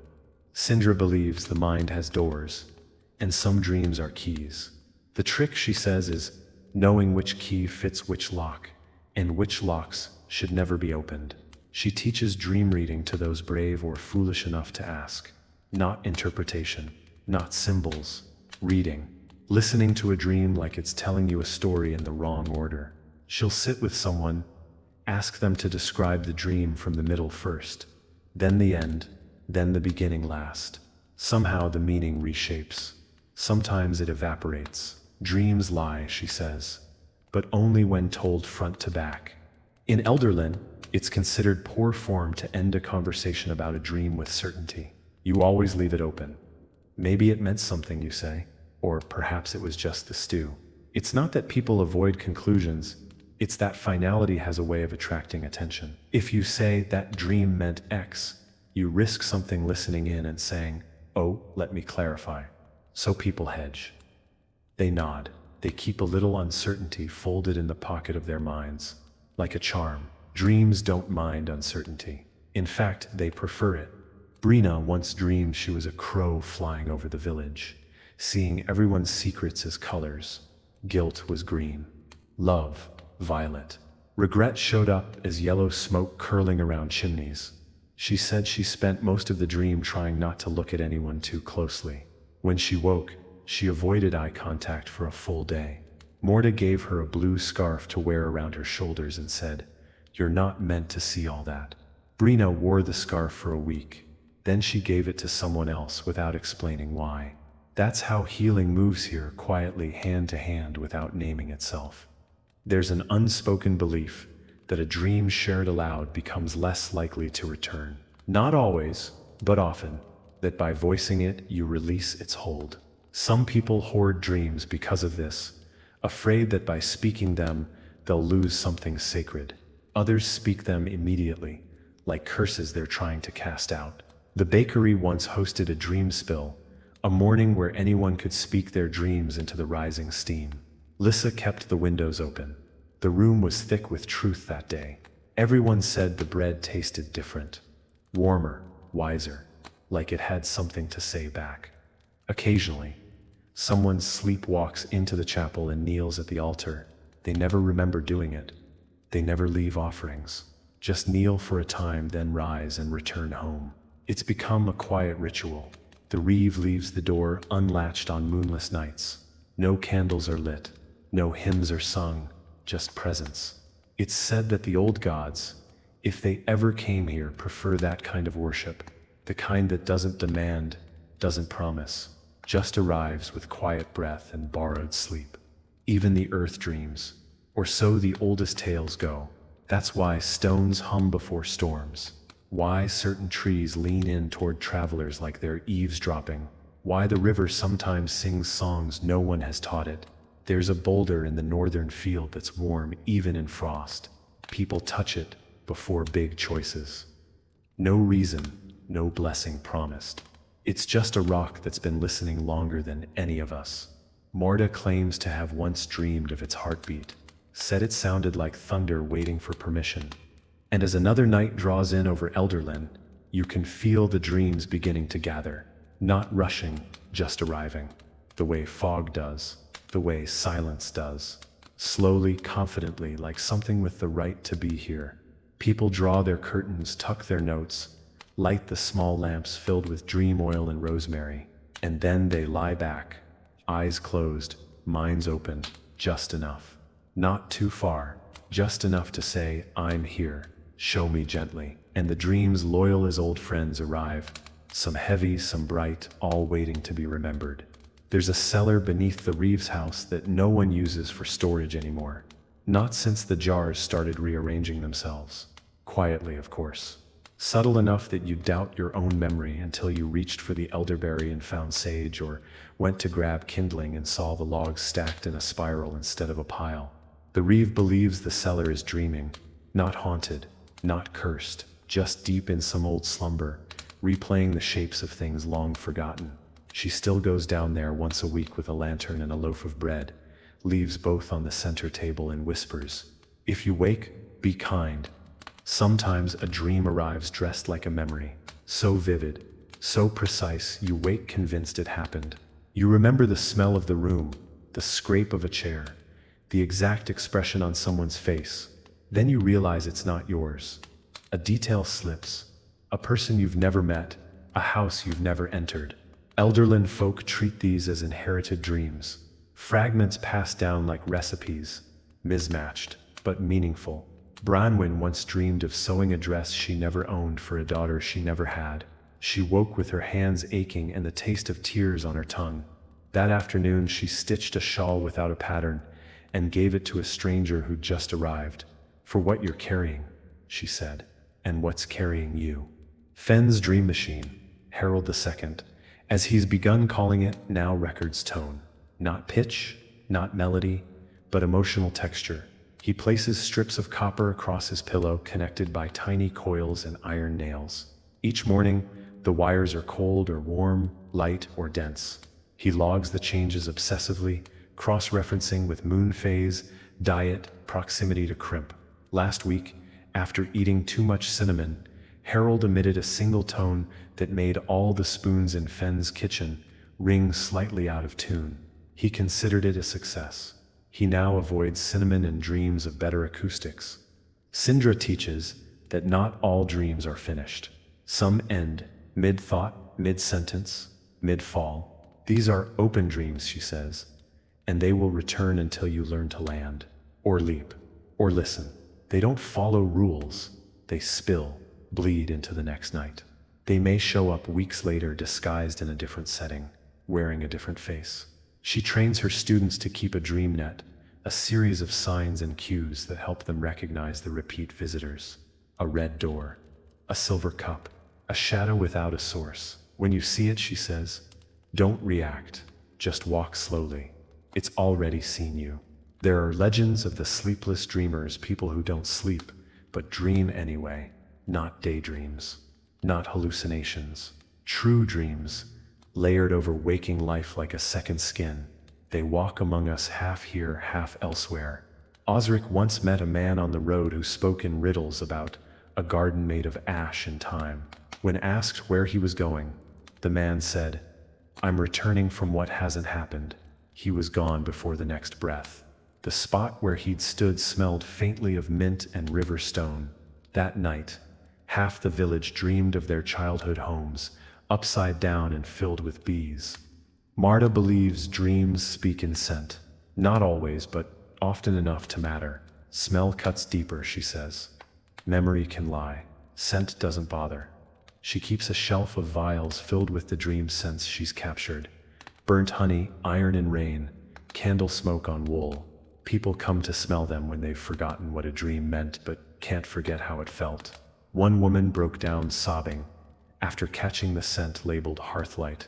Said it reminded her of her grandmother's voice during thunderstorms. There's a scent Marta never lets anyone open. The label is blank. She touches it sometimes. That's all. A field near the river floods every spring, and when the water recedes, the reeds grow in strange patterns, circles, knots, spirals. Elson believes they are dream residue, left behind when the dreaming world leaks. She visits the field with ink and paper, sketching the formations and humming softly. Once she found her own name spelled in reeds. Not the name she goes by, but the name she stopped using years ago. She burned that drawing without ceremony. The next day her dreams were silent. No images, no sound, just darkness, dense as velvet. She didn't sketch again for a month. The dream wall, once used only for brief markings and symbols, now has sections. One for grief, one for longing, one for joy. People have begun to draw fuller scenes, inked figures embracing in mist, staircases leading into clouds, a child holding hands with a star. Net brings charcoal wrapped in cloth, trades it for berries or songs. He says the wall is hungrier lately, that its stones drink more quickly. When I touched it last, it was warm, like a sunbeam through glass, or someone's hand reaching back. Crimp, in his usual unknowable fashion, has taken to sleeping under different windows each week. No pattern, no favor, just appears. Curls up, snores once, and dreams. People mark the windows he chooses. Leave tokens, coins, herbs, scribbled words. Those who wake above him report vivid dreams. Ones with answers, with messages, with names that haven't been spoken in years. One woman woke whispering the name of a lost brother. Another hummed a song that hadn't existed until that moment. Crimp never comments. He merely moves on, tail swishing like punctuation. There's an old rule in Elderlin. When someone says, I think I've dreamed something important, you stop what you're doing and listen. Doesn't matter if it's mid-bread, mid-sentence, mid-winter. You sit down, you look them in the eye, you let them speak. Even if the dream makes no sense, even if it's absurd, you hold the space. Because sometimes, meaning arrives late, days later, years. But when it does, you'll remember that moment, and you'll be glad you didn't brush it off. Dreams have long memories. They notice who listens. And so once again, night lays its hand across the rooftops of Elderlin, not heavy, not forceful, just enough to remind. Windows close with soft clicks. Tea cools beside beds. Crickets begin their ancient percussion, and the air thickens with that quiet waiting that always precedes the first dream. There is no fear, only readiness. A kind of practiced welcome. Eyes close, breaths deepen, and the dreaming begins, not loud, not wild, just steady, like footsteps returning to a place that knows their sound. The archivist, who technically isn't an archivist at all, just an old man named Dane who likes to write things down, keeps a ledger of every dream mentioned to him. He sits near the square with a chipped mug and a feather pen, and if someone happens to say, I had a dream within earshot, He jots a quick note. Not the dream itself, just the details that cling: weather, time, tone of voice, what color their sleeves were when they spoke. He calls it contextual dreaming. The dream is one thing, he says, but the telling of it, that's where the soul gets involved. His books are kept in boxes beneath his table, organized not by year but by temperature and bird presence. Once he told me he was waiting for a pattern, not a prophecy, he clarified. Patterns are humbler. They don't want attention, just acknowledgement. I asked if he'd found one yet. He said, maybe. Then he showed me 3 entries, written 5 years apart. One where the wind howled at midnight, and a child dreamt of hands without fingers. Another where a goat wouldn't stop watching the moon. And a third where a woman woke convinced she'd swallowed someone else's voice. All 3 happened on a Tuesday, in April, under a waxing gibbous. When I asked what it meant, he just smiled and said, still listening. There are dreams that feel like traps, not nightmares.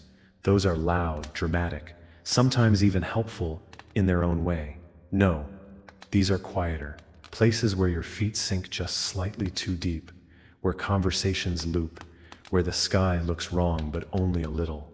You wake with a headache, and the sense you left something behind, though you don't know what. The villagers call them snare dreams. Tharn says they're caused by thoughts you didn't finish. Bran says they're messages meant for someone else that got misdelivered. Either way, if you have one, you're meant to write something before bed the next night. A sentence, a secret, a question. Fold it, sleep on it, and wait to see if the dream verification. Jun has been experimenting with dream salts. Not to induce dreams, but to anchor them. She sprinkles them in bowls and places them under chairs where people often rest. Over time, the salts crystallize into strange shapes, knots, arches, sometimes symbols that look vaguely like letters. She claims the shape tells her how close the dream was to manifesting. One batch formed a perfect spiral, which she ground up and fed to a tree. The tree bloomed out of season, and the bees built a hive in the shape of a question mark. Net took a jar of the honey and reported that it made him dream of nothing at all. For once, he cried with relief. There's a kind of dream Elderlin calls keepers. Dreams that don't fade when you wake. Not the content, not the feeling, the whole thing. Vivid, hard present. Like a memory you didn't live. You remember textures, dialogues. You can draw the doorframe you walked through. One man woke with a tune in his head from a dream orchestra, and later found it written in the margins of a psalm in the chapel, 14 years before he was born. He doesn't go to the chapel anymore, but he hums the song while he works. Not every day, just when the sky feels watchful. There are sleepers who've built whole lives inside dreams, not lucid dreams. Those are something else. These lives run parallel. They have routines, jobs, families, memories that don't intersect with the waking world at all. When they sleep, they return, like stepping through a door into the second half of themselves. One woman swears she's a baker in her dream life, though here in Elderlin she can't boil water without burning it. She wakes with flour under her nails, crumbs on the floor. Her dream children, she says, have freckles and ask good questions. She's never told her waking husband, says she doesn't need to. Branwen tells of a rare kind of dream called a fold. It's a dream within a dream, but not in the theatrical sense. More like a pocket, a tucked away piece of reality you only find if you sit down in a dream and wait. Most people move too fast in dreams, she says. They follow, chase, run. A fold reveals itself when you stay still long enough. The dream peels back, shows another layer, usually slower, older, quieter, like the bones beneath the house. Bran found a fold once, sat by a stream for what felt like a week. When she woke, her boots were soaked, and the stream outside her home had shifted its course slightly, just enough to suggest it had remembered something. Elson believes that some dreams teach you languages, not new ones but lost ones, not necessarily human. She calls them root tongues, the way trees might speak, if given time and rhythm, or the way stone might hum if it needed to say stay. She says she once dreamed of a conversation with a hill, woke up and couldn't speak for 3 days. Not out of fear, just didn't need to. When she finally did, her first word was enough. No one asked what she meant, but that day the wind changed direction, and even the birds flew differently. Sometimes two people dream the same thing and don't know it until they speak. A doorway, a phrase, a scent they both wake up with in their clothes. These shared dreams are called twinings, and Elder Lynn treats them like omens. Not bad, not good, just important. If it happens, both dreamers must sit together, even briefly, share bread, say nothing about the dream, just eat. It's a way of weaving the dream into the world gently so it doesn't fray. Elsith once dreamed she was holding the moon's hand. Net had the same dream. They shared a loaf of sourdough in silence. No one knows what changed, but the village felt lighter for a few days afterward. Dreams sometimes carry smells into waking. This isn't metaphor. This isn't metaphor. This is fact. A woman once woke with her sheets smelling of ash and lavender, exactly the scent of her childhood home, burned down 2 decades prior. Another woke with the smell of seawater, though she'd never left the valley. Sindra calls it residual dreaming. Jun says the boundary between dream and skin thins with age, or grief or love that's grown teeth. I once woke to the scent of petrichor and rosemary. Morda simply smiled and said, "You've been walking with someone." I asked who. She said, "That's the part the dream doesn't tell." And so, under another quilt of stars and quiet wind, Elder Lynn leans into sleep once more. Crickets begin their lullaby. Chimneys puff their final breath. Somewhere, a page turns in a book that wasn't open a moment ago. The village exhales, slow, practiced, like it's done this for centuries, which of course it has. The dreams arrive like regulars at a familiar inn. They know where to sit, where the floor creaks, which sleepers need company, and which ones need a question, and all through the night. The dreaming continues, layered, generous, and deeply, utterly alive. There's a bridge just outside Elderland that no longer crosses anything. The river it once spanned was redirected generations ago, yet the bridge remains, stone, worn, and inexplicably warmer than the ground around it. People still walk across it out of habit, out of reverence. They say dreams pass under it, even if water no longer does. You don't loiter on the bridge. You don't sit or sing or argue there. It's a threshold now, a liminal space made of memory and moss. Net once fell asleep against one of the posts during harvest season and woke whispering numbers. Not prices or dates, just numbers over and over like they meant something. He stopped after 3 days and never said another word about it. Brina claims the bridge is where unfinished dreams wait, ones that haven't quite found a place to land. Not nightmares. Those are too impatient. These are subtler, quieter. They wait under the bridge, catch the scent of a sleeper passing overhead, and climb into their dreams like stray cats into an open window. You might wake with a strange word on your tongue, or the memory of a face you've never seen. You won't remember the dream, only the sense that something had been mid-sentence when you left. People leave breadcrumbs and milk on the bridge now, not for spirits, but for the narratives left behind. Marta keeps a list of words that first appeared in dreams. Words not found in any book, but passed from sleep into speech. Loathering, for instance, the feeling of knowing someone from a dream, even though you're meeting for the first time. Or thin-tide, the moment before waking, when everything in the dream becomes more vivid, more real, like it's resisting your departure. She has pages of these. No definitions at first, just the shape of the word and the dream it crawled out of.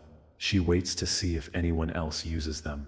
Sometimes they catch on, sometimes they vanish, but every word is written down. Dreams often hide inside stories. Someone will sit down to tell a tale, something about a fox and a bell or a door that sings, and halfway through you realize it's not a story at all. It's a dream, polished and recited, so often it's become believable. No one interrupts, no one questions. Elderlin knows better. You let the tale finish, you nod. And later, when the storyteller isn't looking, you make a note in your own journal, because dreams like that don't belong to one person. They're communal. They come to whoever's ready to carry them next. The baker's boy, Tove, has started sleep baking. At first it was little things, a shaped biscuit, a strange design etched in flour. But last week he woke to find a loaf of bread he doesn't remember making, warm and perfect, set on the sill. He called it waking bread, and when Brina ate a piece, she cried, said it tasted like her grandmother's garden in the middle of a thunderstorm. Tove keeps a dream diary now, not of his own dreams, he doesn't remember those, but of the dreams others have after eating his sleep-made loaves. They're full of flowers and letters and rooms with 2 moons. There's a child who dreams in silence. No sounds, no voices, no ambient noise at all, just images crystal clear and unsettlingly still. She drew one once, a deer in a stone room, its antlers tangled in vines that spelled out a name she'd never heard. The drawing was left on the chapel steps. The next morning the vines around the altar had grown in the same shape. Marta cut them down and burned them. Nothing else happened. But for 3 days, no birds sang in Elderlin. Even the river sounded like it was holding its breath. Elson believes the dreaming world has geography, mountains of memory, rivers of forgetting, forests made of questions. You can learn to travel it, she says. But it's better to be carried. She maps it in chalk on her walls. Crumbling cliffs labeled regret, small islands called if-onlys. She once charted a full coastline during a fever, and swears she still dreams about the harbor there.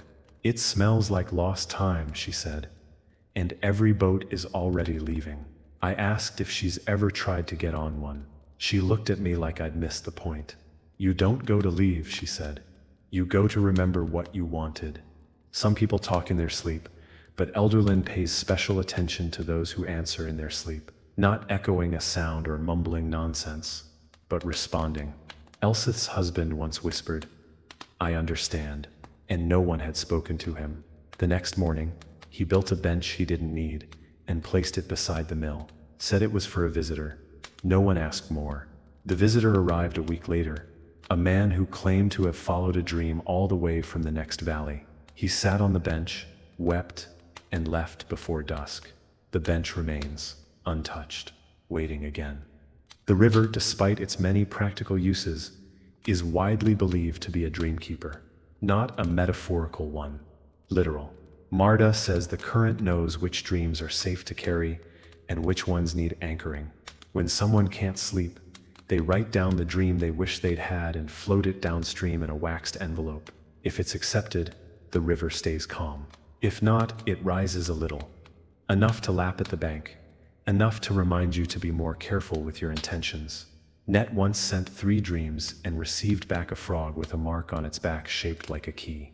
He still doesn't know what it unlocks. Elderlin has no formal temple to dreams, but it doesn't need one. Dreams are baked into the bricks, the soil, the spaces between conversations. They live in the patterns of ivy, in the leaning of fences, in the way someone pauses mid-step and stares at a window for no reason they can name.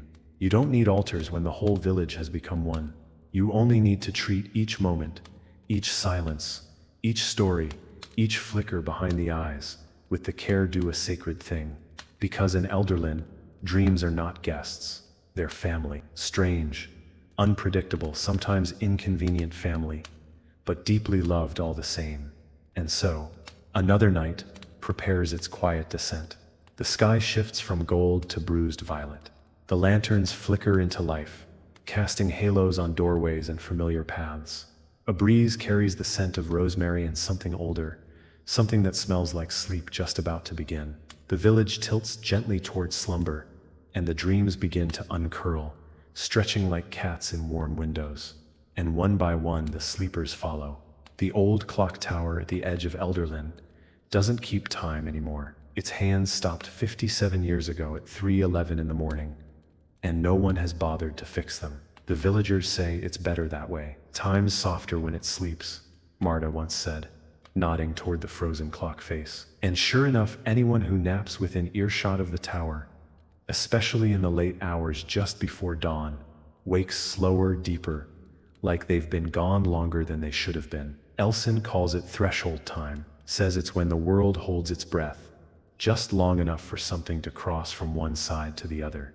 Dane, the self-appointed archivist, keeps a record of tower dreams, visions that occur only when sleepers are within a certain radius of that stopped clock. They're rarely about clocks. More often they involve hallways with no end, long tables set for guests who never arrive, or doors that open inward forever. One man dreamt he sat at the base of the tower reading a letter he hadn't written. The ink glowed blue. The letter ended with a name he hadn't heard in 20 years. His brother's, long gone. When he woke, the smell of wood smoke and pine lingered for hours, and a crow watched him from the windowsill all morning. Sometimes a dream returns in pieces, over days or weeks. A face one night, a sentence the next, a specific kind of wind blowing through the room. The villagers call this dream unfolding, and they treat it like a long conversation. You don't rush it, you don't force interpretation. You write down what arrives and leave space for what hasn't. Branwen has a stack of unfinished dreams bundled with string, each marked with a small red dot where the story paused. Every month, she adds to them. She's waiting, she says, for one to finish itself. The dream will know when I'm ready. They always do. Crimp the dog has taken to circling people who are about to have meaningful dreams. No one taught him. He simply walks slow, 3 full loops around the person, then curls up nearby. Brina says the loops are like sealing wax on a letter. Osric thinks it's just old instinct. Either way, when Crimp circles you, you're expected to be careful with your sleep. You tie a red thread around your bedpost. You thank the silence before it thickens. You prepare for whatever's coming, whether a gift, a warning, or something that's been looking for you for years. The village children play a game they call Ghost Map, where one child leads with eyes closed while the others whisper directions. They play it only at dusk, and only on the path near the hazel grove. The winner isn't who walks the farthest or the fastest, it's who remembers their dream that night most clearly. One girl claimed she saw herself leading the game in her dream before it happened. Another said he saw the grove from above, from the eyes of a bird. No one ever cheats. Even at that age, they know dreams aren't things you bargain with lightly.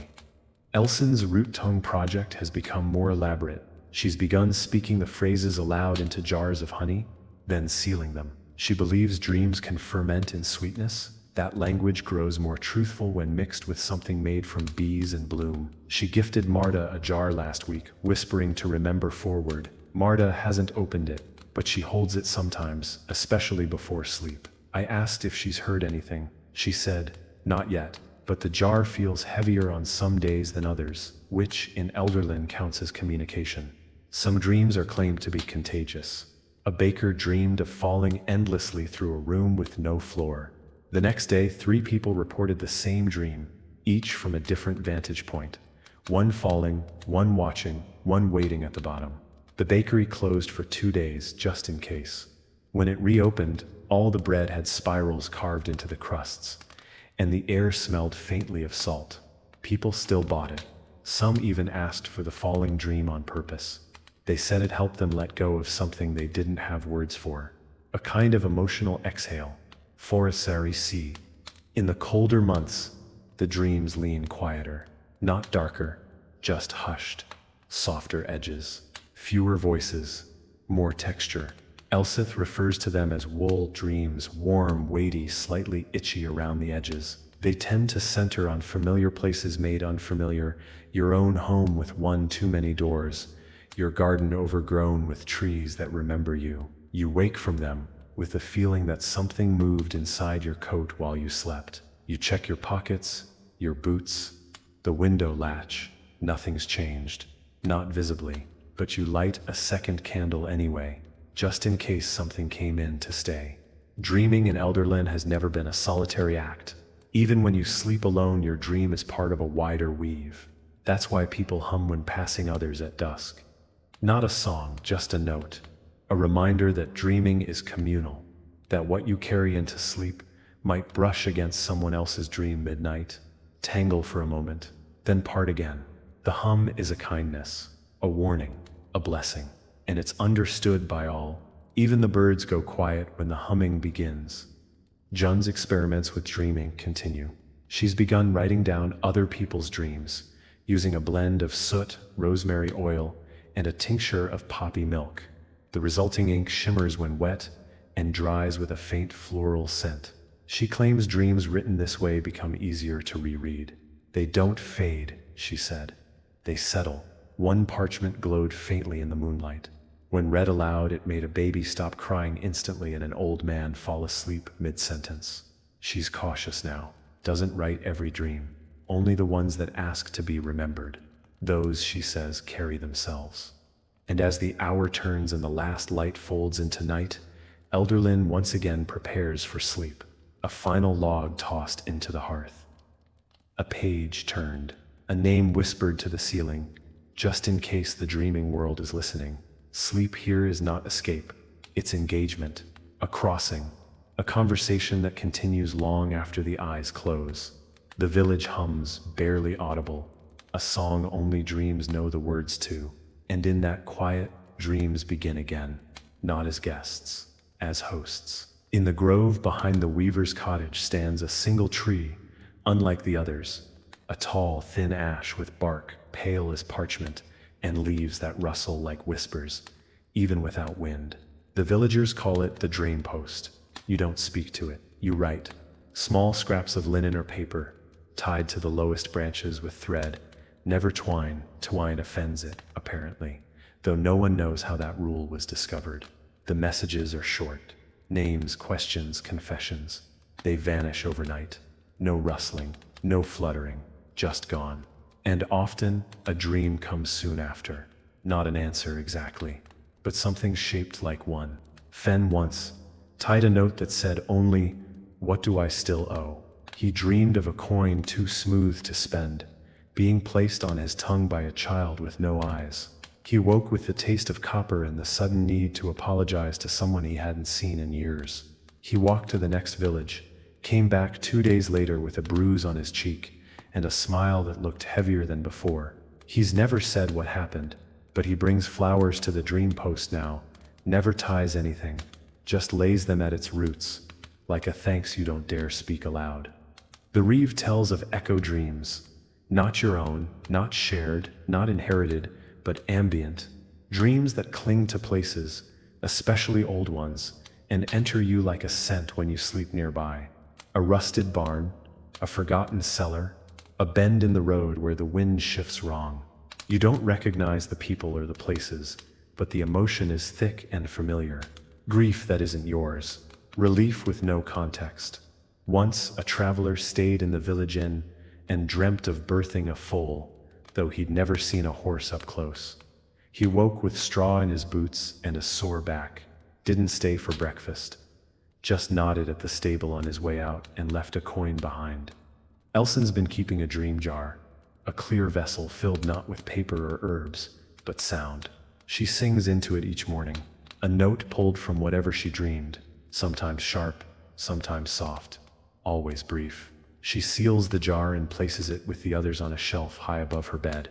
When the moon is new, she uncorks one at random and lets the note out.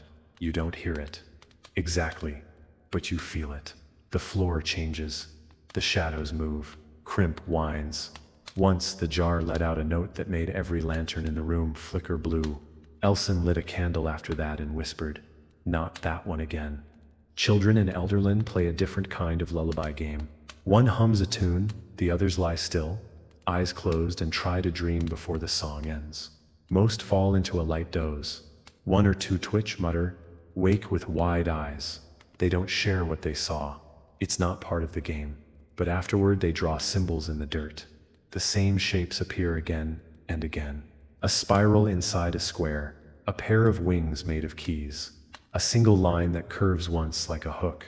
The adults have stopped asking about them. Marta keeps a notebook of the symbols, but she never writes the same one twice. Osric says there's a kind of dream where you bargain. Not nightmares, not desires, transactions. You give something in the dream, and you wake with something new.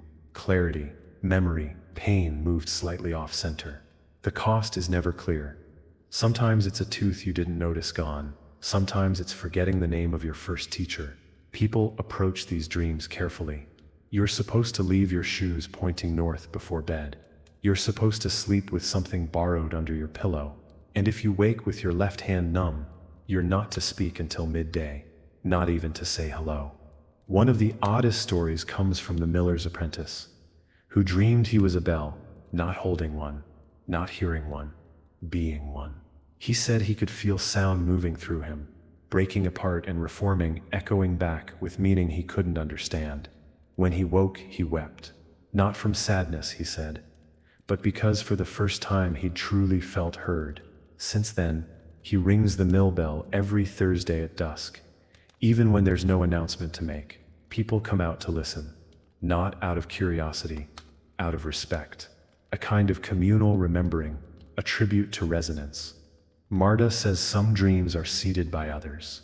You speak with someone, hear about their strange sleep, and that night something similar finds its way into your own. Not the same, never exactly, but close enough that your bones recognize the shape. That's why we speak carefully about our dreams here. That's why people end dream stories with, "May this one not follow." Net tells his dreams into a bowl of water and pours it into the earth. Branwen bakes hers into bread and eats them, claiming if they're digested they can't escape. Elsin writes hers on salt and lets the rain carry them away. Everyone finds a method. There's an old superstition about waking into a dream, not lucid dreaming, not that gentle steering of sleep, but a full inversion. You think you've woken, you move through your morning, and then something happens. A word out of place, a door that shouldn't be there, the sound of your name said backwards. Then you really wake up. People here call them second starts. They're rare, and never spoken of immediately. You're supposed to wash your hands, sit by the hearth, and say a blessing to the floorboards. Only then can you tell someone. Only then do the dream's teeth unclench. The chapel has a tapestry no one remembers hanging, woven from wool, stitched with thread that shimmers in candlelight. It depicts a sleeping figure in a boat, surrounded by stars with eyes. No one knows who made it. The thread doesn't match anything from the Weaver's Guild, and the colors shift depending on the time of day. At dawn, it's gold. By moonrise, violet. During storms, it fades entirely. People sit beneath it when they're having trouble sleeping. Just for a moment. Just to be near something that remembers how to rest. And so, the night deepens once more over Elderlin. Windows blink shut. The wind quiets.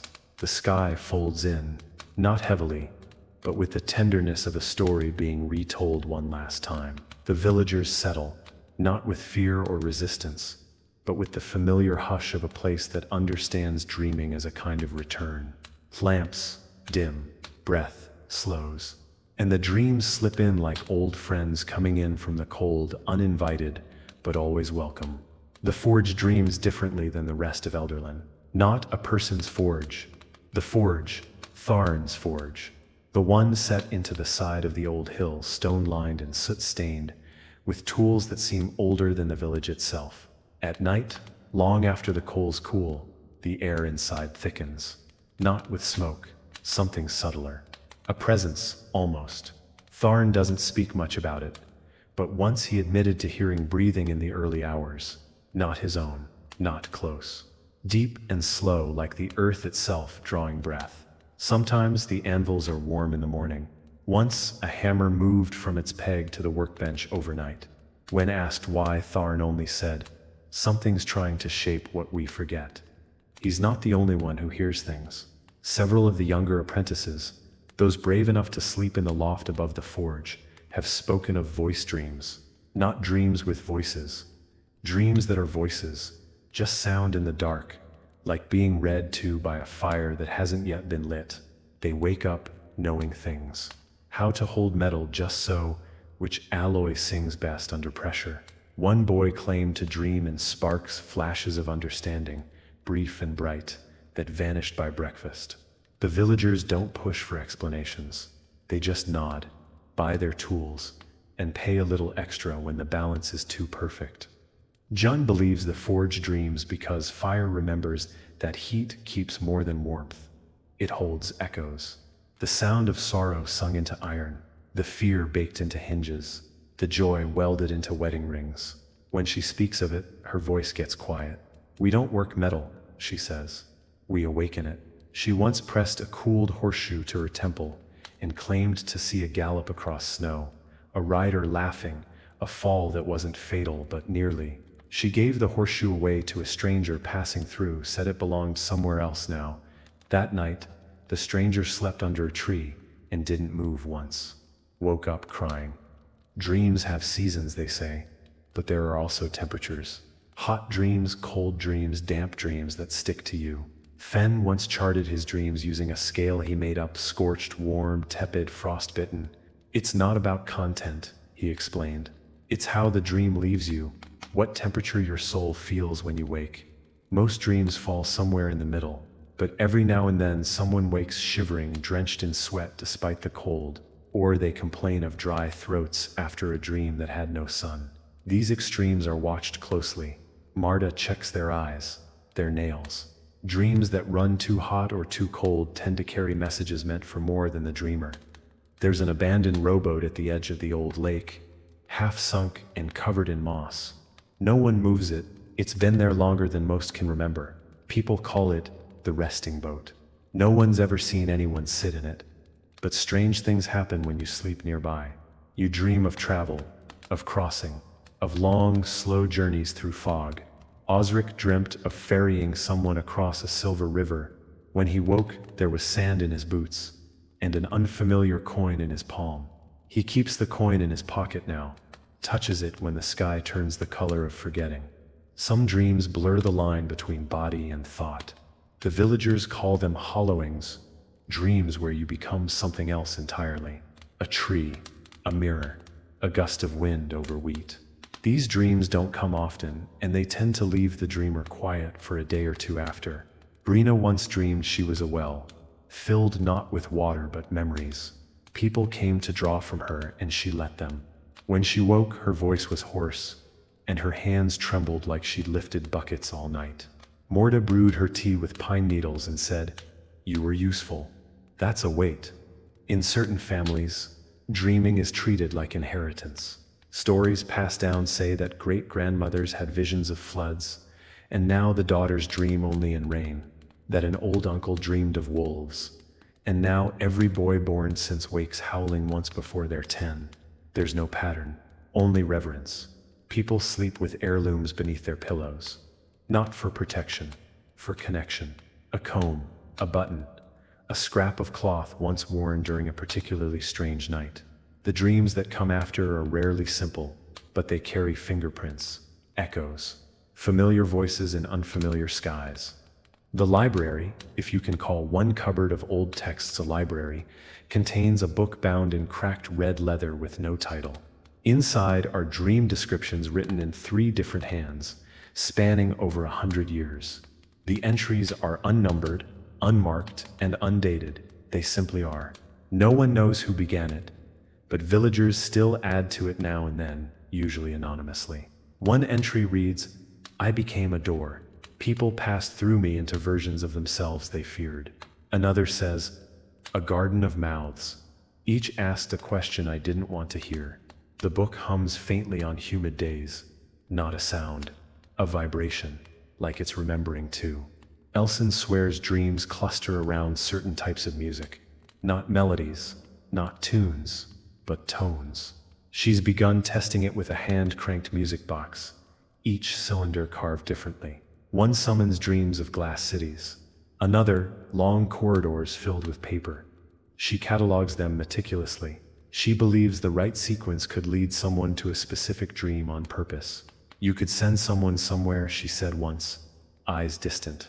"Find them in the same place again, over and over." I asked if she'd ever done it. She just smiled and wound the music box. It played 3 notes before stopping itself. In the last few years, some villagers have reported what they call lingering dreams, ones that don't end when you wake. Not in memory, but in behavior. You carry yourself differently. Speak with a cadence, not your own. Look at the moon as if it owes you something. Most people shake it off by midday, but sometimes it takes longer. Elsith once dreamed she was a watchtower. For 3 days, she stood at windows, unmoving, alert. On the 4th day, she blinked hard and muttered, "He's safe now." No one asked who. Some truths don't travel well in daylight. And so Elderlin sighs once more into dusk. Doors are latched. Lamps flicker like shy thoughts. Tea cools beside beds where the pillows have already learned what dreams are due. The forge dims, the field still, and the dreams stir like coals beneath ash. They are coming, not as warnings, not as prophecies, but as old friends with new stories. The village is ready. The night is listening. There's a window in Elderlin that looks inward, not metaphorically. A literal glass-paned window built into the outer wall of the weaver's old shed, facing not out to the village but into the wall behind it, stone on stone.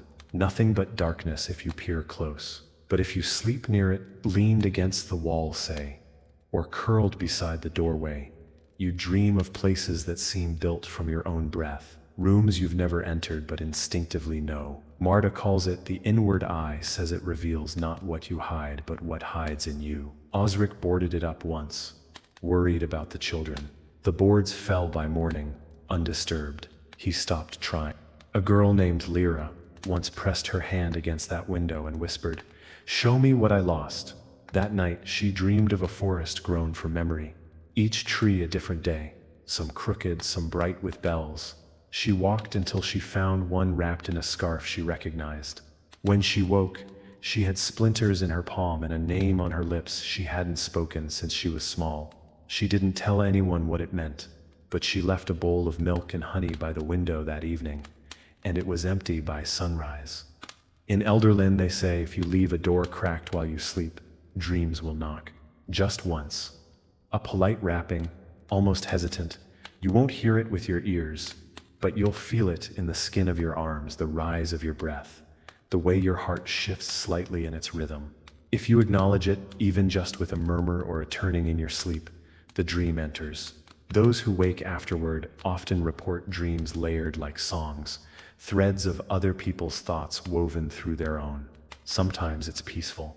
Sometimes it leaves a shadow on the floor shaped like a question. Net keeps a dream terrarium in the corner of his home. A glass box filled with soil, a pebble from the river, a feather he found in the chapel, and a single leaf that never browns. He doesn't water it, he just opens the lid every morning and breathes into it, then closes it again. He claims it catches runoff, the excess bits of dreaming that would otherwise drift off and dissolve. Once it bloomed, tiny white flowers shaped like keys. He touched one and dreamed of opening a door in a house he'd never seen. Behind the door himself, asleep, holding a lantern. He hasn't opened the terrarium since. Brina tells a story about her grandmother, who claimed to sleepwalk into dreams, not in her mind, in her body. She'd rise in the night, eyes open but empty, and act out dreams like theater, drawing constellations in flower across the floor, speaking names in languages no one recognized. Once she stood perfectly still for 6 hours beside the fireplace, then said, "They won't knock tonight," and sat back down like nothing had happened. The villagers didn't fear her. They salted her windows and left her tea on the sill.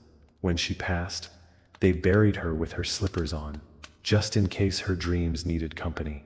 There's a belief here that mirrors collect dreams, not show them, hold them. Every few months, villagers take their mirrors into the sunlight and breathe onto them, watching the fog curl and disappear. If the fog fades too slowly, it's said the mirror is full. You're supposed to bury it under moonlight and replace it. Marta does this religiously. She has no mirrors in her home more than a year old. She says old reflections start speaking without permission. She once caught a glimpse of herself smiling after she'd already turned away.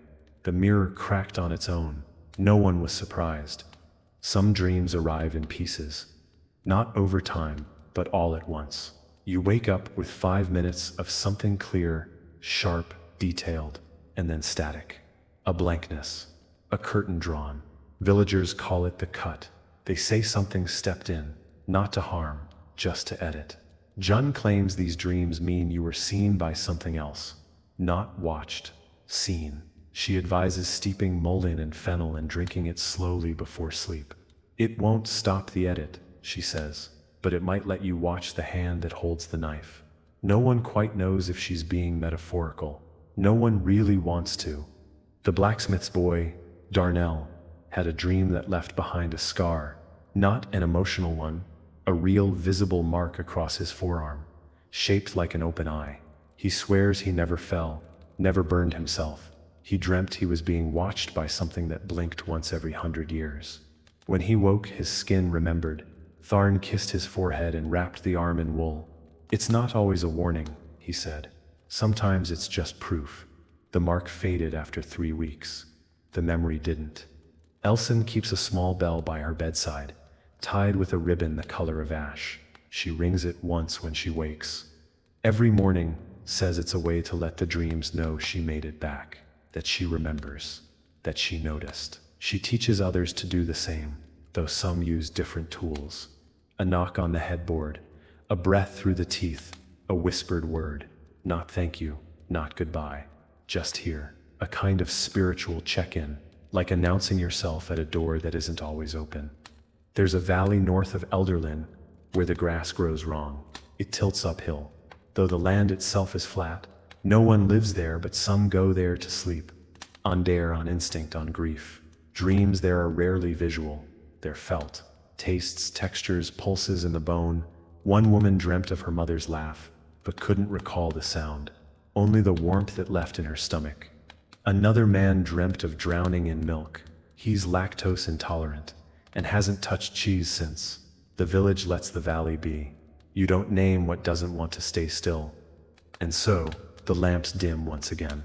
The village exhales through windows left slightly ajar. Crimp circles his chosen stoop and sighs into stillness. Behind shutters and under quilts, the people of Elderlin slip into sleep. Not because the day is done, but because the night has asked so sweetly. The dreams gather, waiting in corners, peeking over bed frames, curling like smoke through the rafters. They do not rush. They never do. They arrive exactly when they mean to. In Elderlin, there's a book that no one opens unless they're ready to forget something. It's kept behind the chapel altar in a wooden case tied with red ribbon. No lock, just ribbon. That's enough. The book is called The Elsewhere Ledger. Every page contains a dream someone wished to lose, written not in ink, but in mixtures, ashes and berry pulp, soot and tears. The words blur slightly over time, as if they're trying to dissolve. You don't read from it. You write once, then walk away. If done properly, the dream begins to fade from your memory, slowly, kindly, like fog receding. But if you try to remember what you wrote, well, that's how people lose names, or Thursdays. Brina has used it twice. Once after a dream that showed her a version of her own death, so gentle she couldn't stop wanting it. Once after dreaming of her sister, speaking a truth that could never be unsaid. She says the second time was harder, not the forgetting, the letting go of knowing. It's different. You never forget the feel of the dream, she told me. Just the shape of it, the weight. You remember you carried something, but not what it was made of. She visits the chapel sometimes, just to sit near the ledger, not to write, to acknowledge the space where something used to live. There's a song that's only sung once a year, at dusk on the third night after the first frost. It's not written down, it's passed from one singer to the next, a kind of lullaby woven from half-sleep and half-truths. They call it the Dreamkeeper's Song. The lyrics change subtly, each time. The melody wobbles. But the village listens. Everyone sits outside, lanterns unlit, heads bowed like trees in soft wind. It's not performance, it's invitation. After the song ends, people don't speak for a while. The silence feels sacred, like something's walking through it, checking who's ready. Sindra says the song creates a net, a gentle one, thin and glowing. That for one night a year the village is wrapped in something softer than fate. That dreams that arrive during the song sleep deeper, echo longer, mean more. No one dreams of monsters that night. No one wakes screaming. Some report seeing the same golden staircase, the same orchard under starlight, the same man who always walks away before you reach him. The song fades by morning, but its warmth lingers, like a coat left by a friend you haven't met yet. Net has started carving his dreams into stone. Not words, not pictures, just patterns. Spirals, ridges, little notches that mean the sound of laughter from behind a locked door or the weight of a letter never sent. He lines them along the path by the river, doesn't explain them, just hums while he places them, palms touching each one before he walks away. Children run their hands over them, sometimes stop mid-sentence, then nod solemnly and keep walking. The stones hum after rain, quiet, like memory, like something deciding whether or not to stay. There's a superstition that if 3 people dream the same symbol within a week, you must paint it onto the village gate. No one remembers why. It's just done.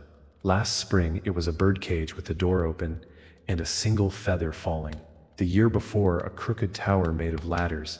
This week, it's a hand holding a key shaped like a question mark. No one knows what it means, and no one's trying too hard to find out. Meaning will reveal itself, or it won't. The gate wears the symbol like a badge.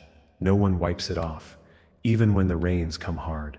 Some dreams come with instructions. You wake up knowing exactly what you're meant to do. Bake a certain loaf, walk to a specific tree, speak a sentence you didn't know you knew.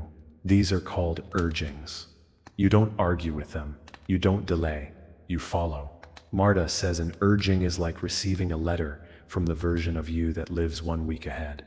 Trust the handwriting, she tells people, even when you don't recognize it yet. Last month, a boy woke and immediately swept every room in his house. That evening, a fire caught in the chimney and burned itself out in the clean ash pan. He never told anyone, but he started sleeping with a broom near his bed. Jun's newest discovery is dream binding. She's experimenting with ways to connect 2 dreams on purpose, not sharing but syncing. She calls it sending echoes across the dark.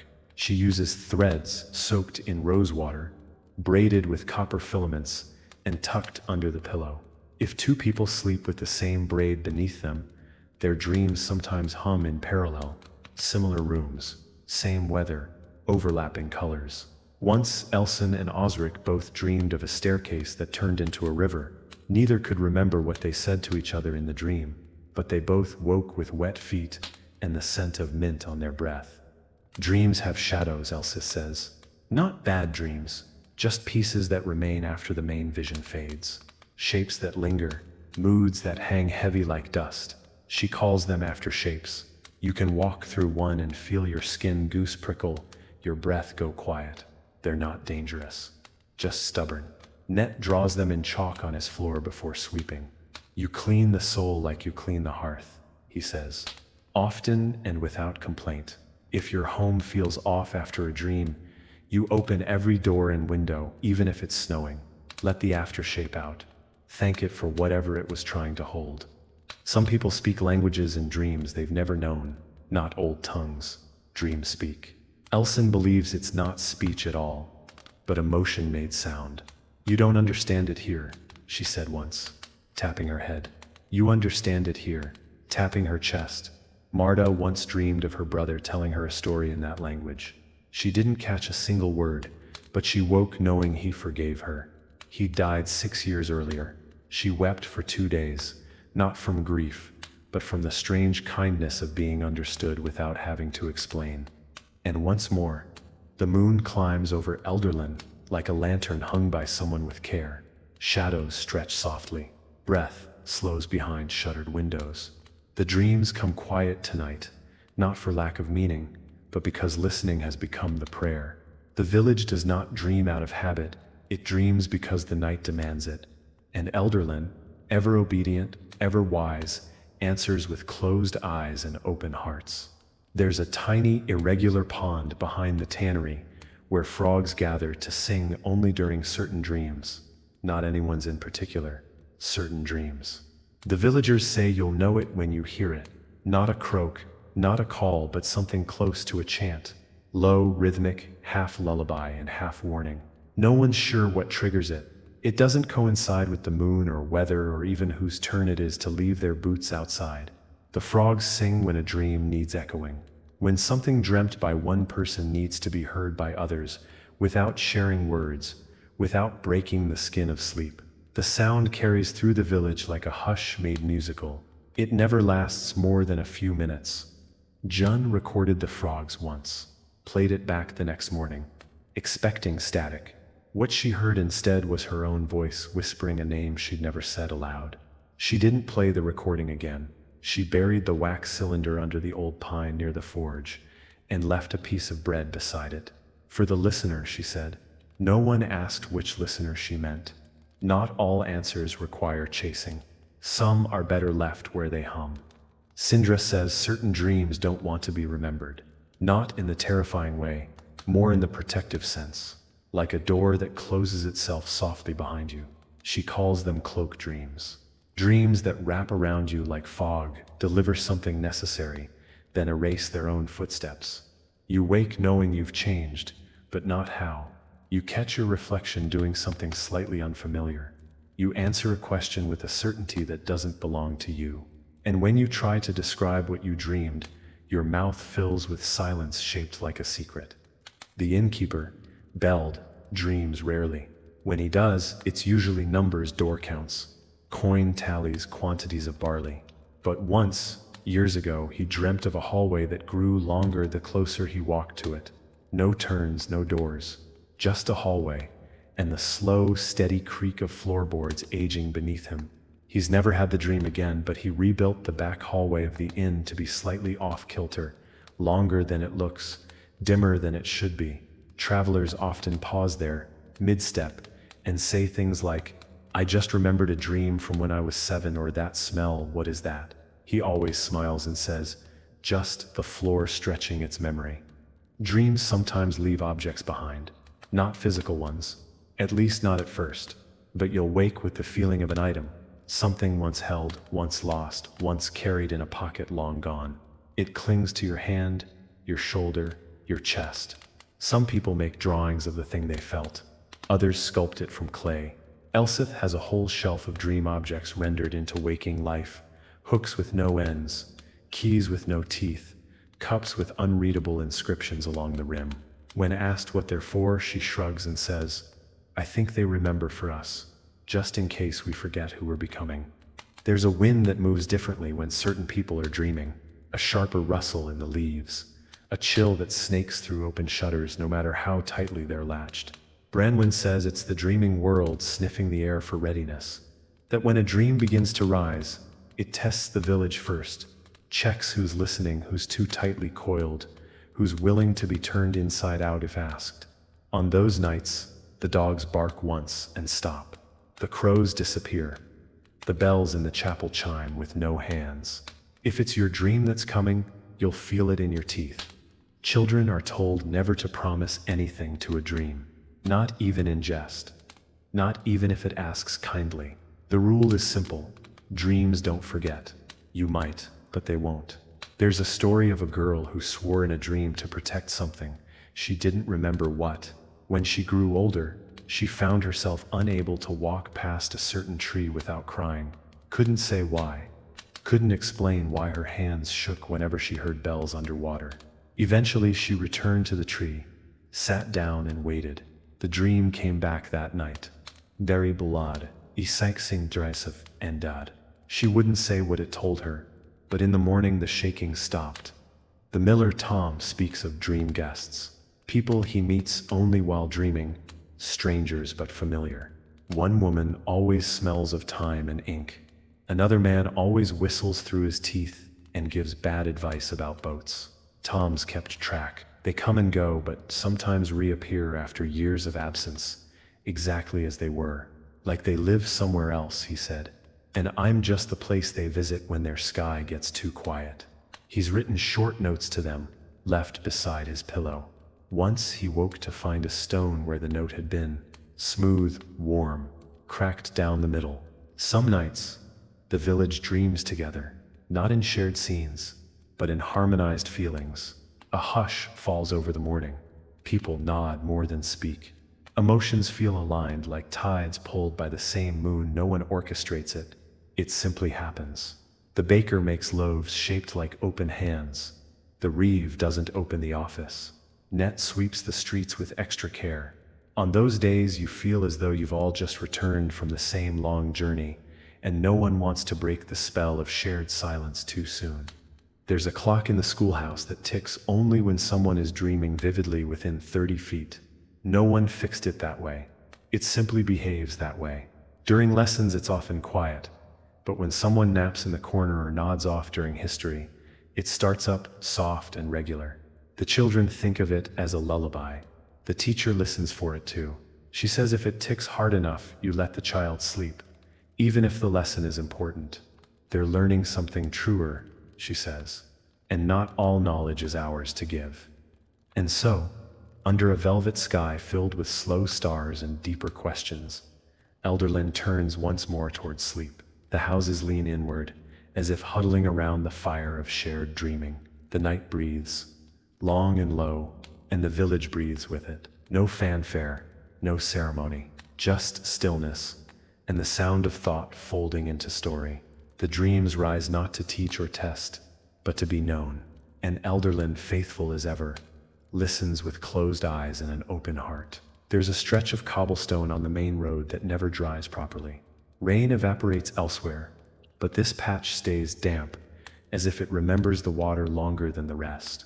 Marta calls it the soaking stone. The superstition goes that if you walk over it while thinking of someone, they'll dream of you that night, though never quite as you are. The dream version of you might be taller, or humming, or made of bees, but it will be you, and they will know. Elson tested it once, thought of a friend who'd moved away years before. That night she dreamed of herself as a bird on his windowsill. He wrote her a letter 2 weeks later, said he'd had the strangest dream.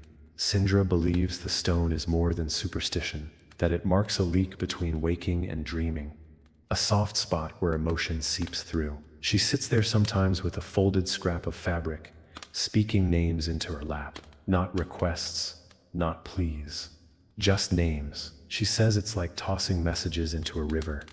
Sometimes the dream returns them, sometimes it swallows them whole. Either way, you've done your part. The villagers leave flowers there now, stones with initials, a piece of string. They don't explain, they don't need to. Jun has begun distilling dream dust.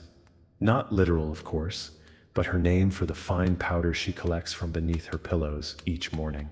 It's not dust, exactly, not ash. It smells faintly of lavender and iron. She thinks it's a kind of residue, leftover material from heavy dreams, like skin after a molt. She stores it in little bottles and labels them with vague descriptions. Storm forgiveness, false reunion, swan fire. When asked what she'll do with it, she shrugs. Maybe mix it into ink, maybe feed it to something, or maybe nothing. Maybe it just wants to be kept. Osric dreams of buildings that don't exist. Cathedrals made of bone and wind, houses with staircases that fold into themselves, markets where no one speaks but everyone understands. He started sketching them on scrap wood, then carving them into stone. Now he builds models. Tiny cities with no maps, no doors, just shapes and echoes. People buy them to place beside their beds, say they sleep better near them, as if proximity to another person's imagined architecture stabilizes their own. Osric keeps the original tucked in his attic. He dusts it once a week and tells it stories it already knows. Brina believes that dreams are songs missing their words, that when we dream we're catching fragments of a melody, and our mind fills in what it can. She hums while she sleeps, soft, syncopated patterns that don't match any lullaby. Her neighbors have started recording her from across the walls. One man swears her sleep humming cured his headaches. Another said it made him weep, though he didn't know why. Brina herself never remembers the tune. She just wakes up thirsty and vaguely embarrassed. But the next night the humming returns. So does the peace. Children in Elderlin sometimes describe nested dreams.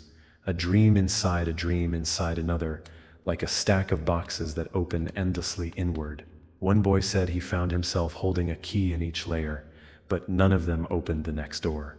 I was the last box, he told Marta, and I didn't want to know what was inside me. He hasn't spoken much since, but he draws now. Doors within doors, trees growing from shadows. He leaves the drawings around the village like seeds. People tuck them into books, burn them, keep them under pillows. No one throws them away. There's an odd occurrence known as mirrored dreaming. It's when two people have dreams that are opposites of one another. One running, one resting, one building, one destroying, but share the same symbols. A fox, a coin, a broken cup. It's said these dreams balance each other, like weights on a scale. When it happens, the two dreamers must walk together in silence for 1 full hour the following day. They don't speak, they don't share, they just walk. Elderlin has a special path for this worn, soft winding shielded from the sun. They call it the balancing lane. It's never empty for long. Fen has begun collecting dream oaths, promises people made while asleep and kept when they woke. He carves them into thin slivers of birch bark and strings them together like prayer beads. One says, "I will not forget her laugh." Another reads, "I will never look back at the house with the red door." They are vague but weighty.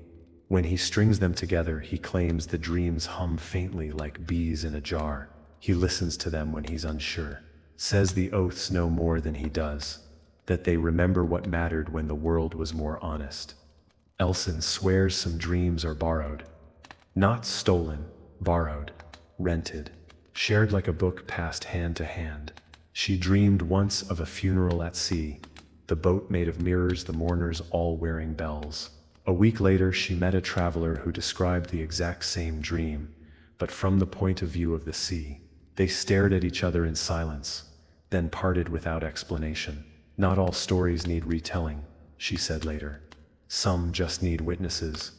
There's an old tale that if you leave your name on your windowsill, written backwards in salt, a dream might take it for safekeeping. Not forever, just for a while.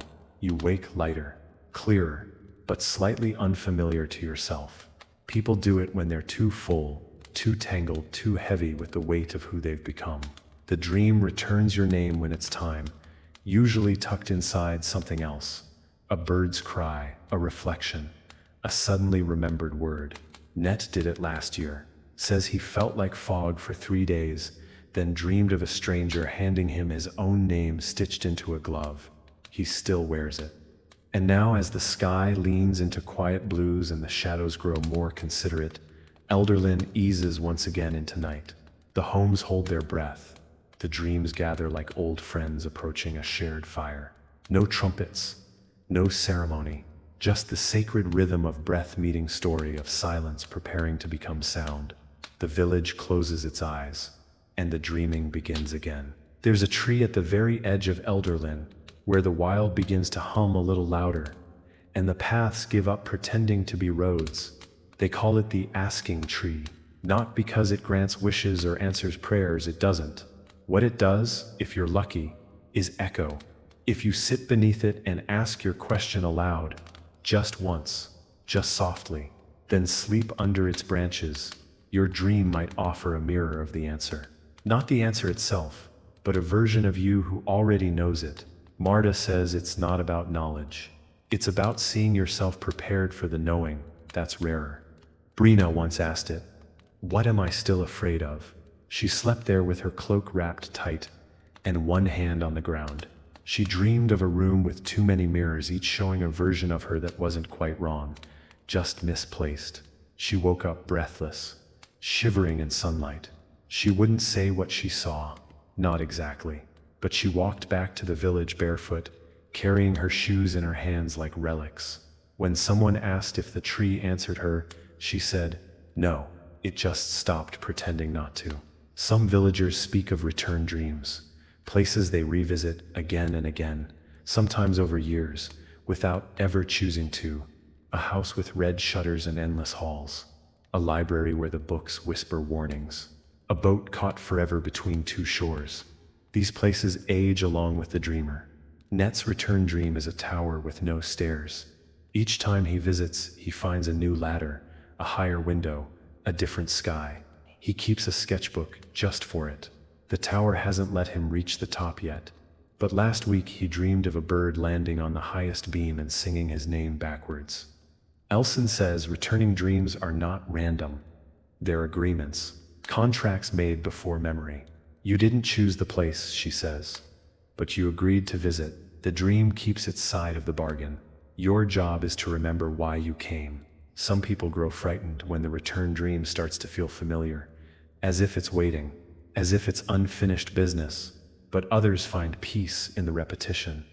like returning to a favorite book where the ending always stays just out of reach. There's a hill outside the village where dreams are said to thin. They call it Hollow Rise, and no one lives there. If you sleep on it, your dreams become quiet, stripped of color and sound. Only the bones of the dream remain. Skeletons of stories, fragments of faces. Marta believes it's a place for shedding, a site for leaving behind the dreams you've outgrown. People visit it when they're ready to forget a version of themselves.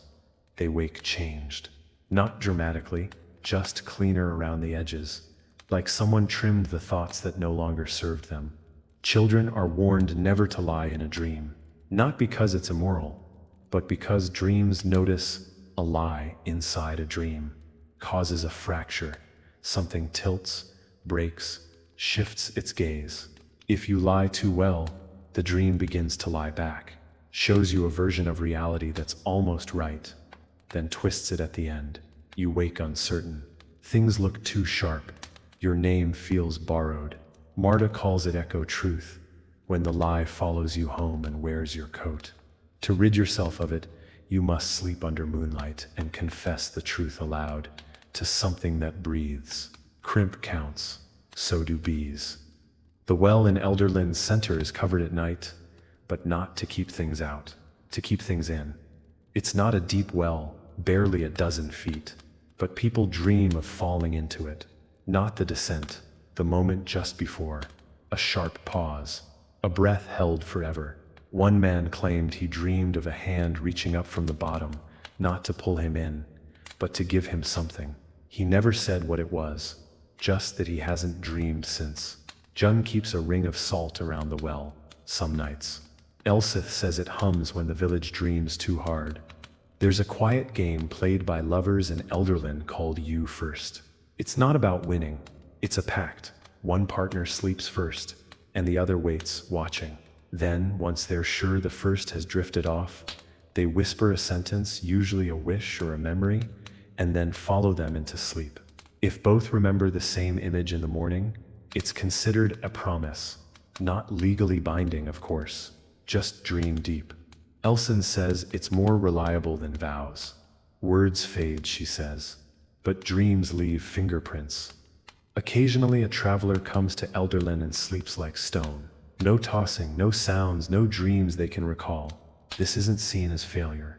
The villagers say some people are dream reservoirs. They absorb other people's dreams, carry them, hold them, give them a place to rest. Not everyone can bear it.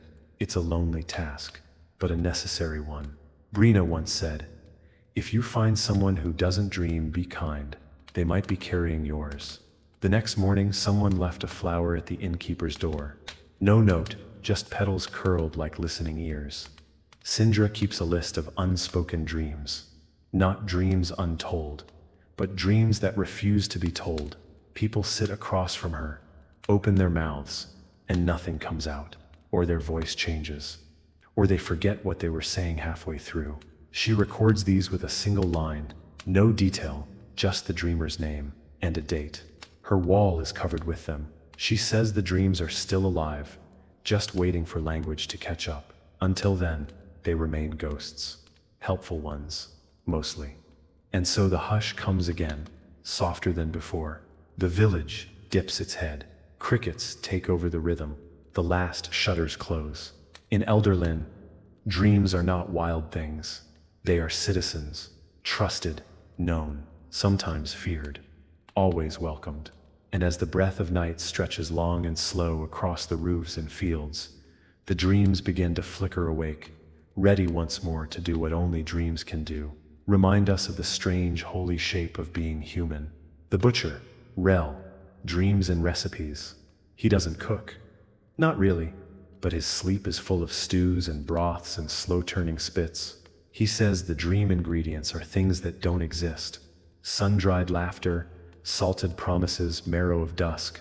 He wakes up hungry, but not for food for completion. He once tried to follow one of his dream recipes with real ingredients. The result was inedible, smelled faintly of regret and rosemary, and made Crimp howl from across the village. Still, Rel keeps a notebook beside his bed. He doesn't know what the recipes mean, but he feels better when he writes them down. Safer, like he's keeping a door closed.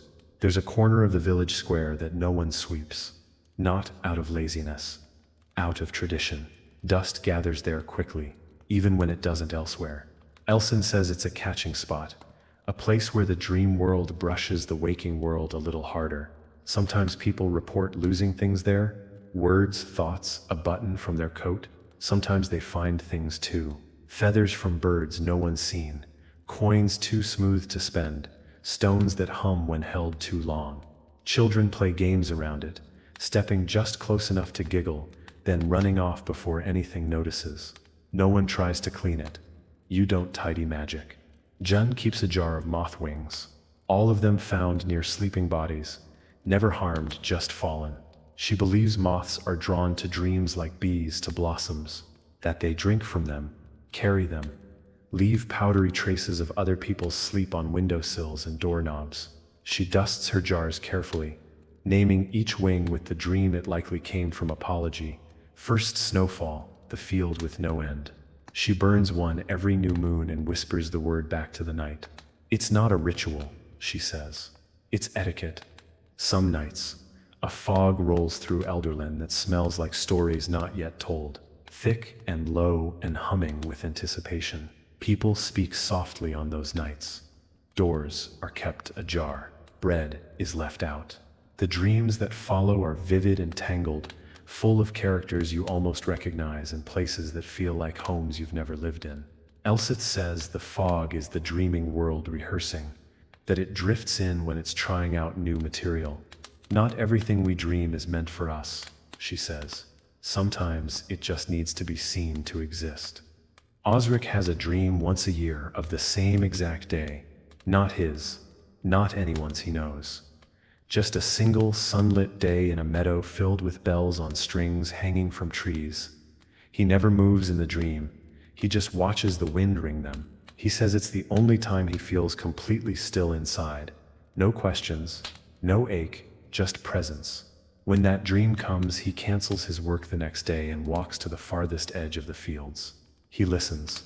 Sometimes if the wind's right, he hears a faint chiming. The bells aren't there, but the wind remembers. Branwen once said that dreams are the body's way of speaking truths. The mind won't translate. That a limp in a dream means you've been favoring something too long. That running means you've said yes to too many things.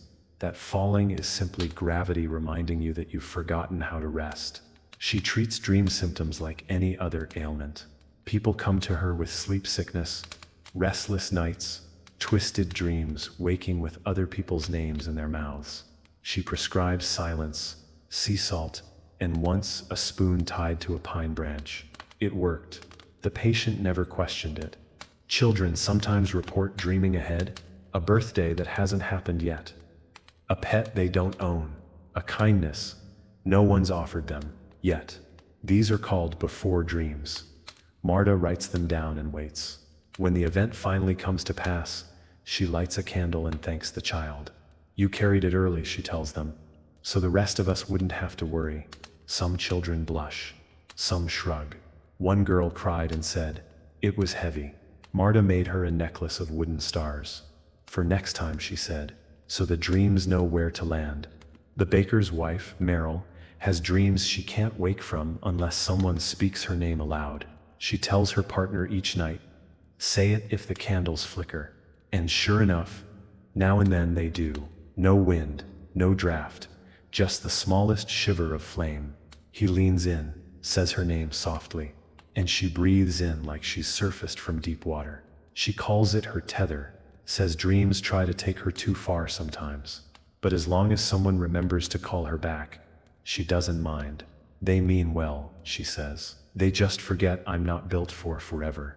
There's a seasonal feast called Still Wake, held at midwinter, when the dreams run thick, and the nights feel older than they should. Everyone brings a dish inspired by a dream from the year. Some are simple, spiced milk, a bowl of blackberries, bread shaped like birds. Others are interpretive. One year Fen brought soup that shimmered and tasted of old music. No one could finish a full bowl. They all felt too full too quickly. It's not about the food though. It's about offering what the dreams gave, returning something to the world that the mind alone couldn't conjure. Sindra tells the young ones, when a dream doesn't end, it's because it's not yours. Dreams are meant to close, like books. Some swing shut gently, others slam, but the ones that stretch too long follow you past waking, leave you glancing at corners with unease. Those belong to someone else. You walked into the wrong house, she says. Now leave a note, close the door, and don't take anything with you. There's a song for such dreams. 4 notes, hummed quietly. Net says it clears the air like rain. Marta says it just reminds the dream you have somewhere else to be. And so Elderlin settles once again into its nightly rhythm. A few shutters creak shut. A breath catches in the chimney. The scent of salt and soot drifts faintly down cobbled lanes. Dreams wait on the edge of the village like a tide held just out of reach. Then, as always, the letting begins. The yielding, the welcome, and the dreams, gentle or not, find their way in. There's a ladder in Elderlin that leads to nowhere. It leans against the western wall of the old storehouse. Too tall to be practical, too sturdy to be forgotten. No one recalls placing it there. No one moves it. At night it glows faintly, not with light, but with attention, like something watching from above. It's said that if you dream of climbing it, you'll wake with a decision made, a real one, deep in the gut, before you've consciously chosen. Marta calls it the ladder of arrival. Not all choices need thinking, she says. Some just need height. Brina once dreamed she climbed it endlessly, only to reach a platform made of books with no pages. She woke knowing she would leave her job at the tannery, though she hadn't planned to. She packed her things that same day and moved to the orchard, where she now tends trees and hums to the bees. When asked if she regrets it, she shrugs. The ladder already knew where I belonged, she says. I just hadn't looked down yet. Jun says the ladder may not be a ladder at all. She believes it's a spine, the spine of a larger dream buried beneath the village, surfacing only where it matters. Dreams have skeletons, she claims. And this one's reaching. She's tried to trace it, mapping dreams that include stairs, ascent, reaching hands. They form a pattern that curls inward like a spiral, always circling the ladder, never touching it directly. Whatever the center is, it's still dreaming. In Elderlin, there's a practice called weaving the dream wake. It's what you do when you don't want a dream to vanish with the sun. You sit quietly at dawn before the first bird and write only what you remember in single lines. Not full sentences, just fragments. The lake was watching me. Red rope. A man with 3 shadows. You fold the page and place it beneath your pillow, not to remember but to honor the remembering.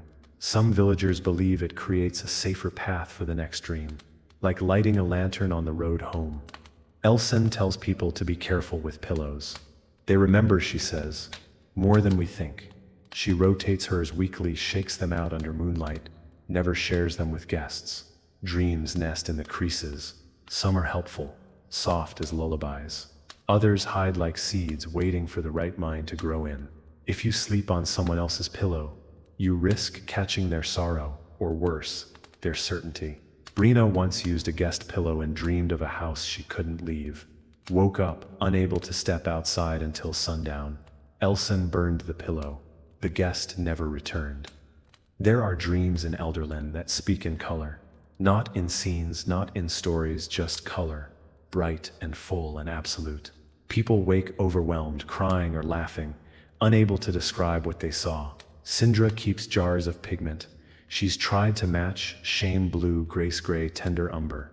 She offers them during morning rituals and name days. A child was once given a pot of first breath yellow, after a particularly vivid dream left her silent for hours.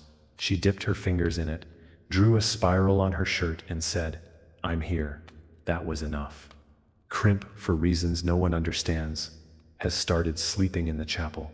Not every night, but often enough that no one questions it. He curls under the altar, nose tucked under his tail, and dreams deeply.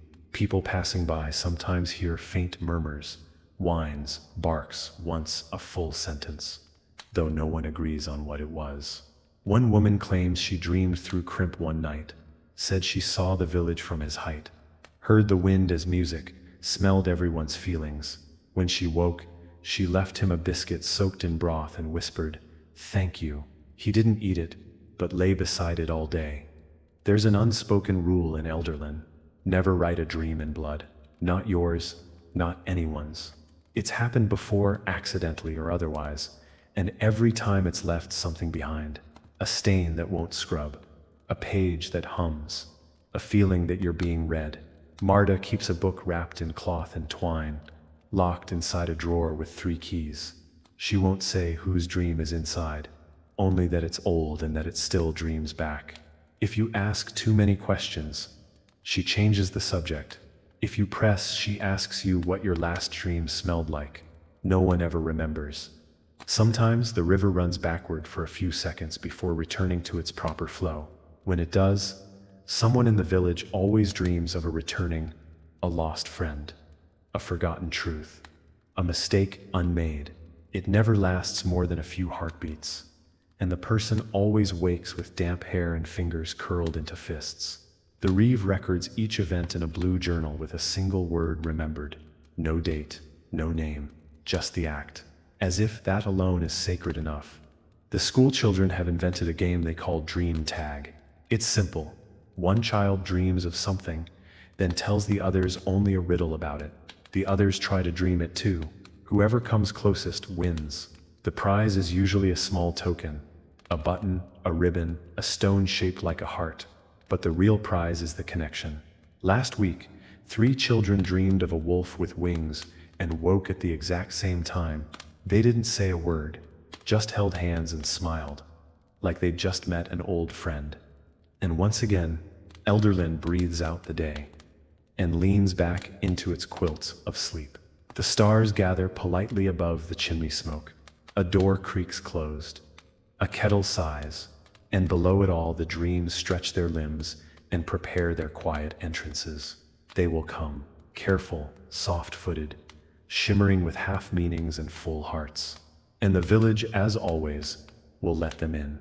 In the northern field just beyond the bramble line where crows refuse to land, there's a stone circle no one claims. It isn't marked on maps, and yet everyone knows where it is.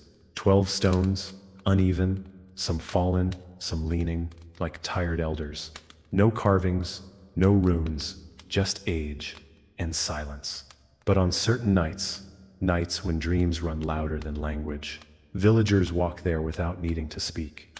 They lie between the stones, stare up at the stars and listen, not for voices, but for echoes. It's said the stones remember every dream ever dreamt nearby, not the plot, the intent, what the heart carried into sleep, what it hoped to find. Branwen calls it the listening circle. She goes when her dreams grow tangled. She brings nothing but a blanket and a question she doesn't ask aloud. The stones never answer, not directly, but something shifts inside her after. Her feet walk differently. Her hands reach more easily. Once, she left behind a ribbon. The next time she returned, it was tied around the tallest stone, woven through with feathers. She didn't touch it. She just sat, nodded, and stayed until dawn.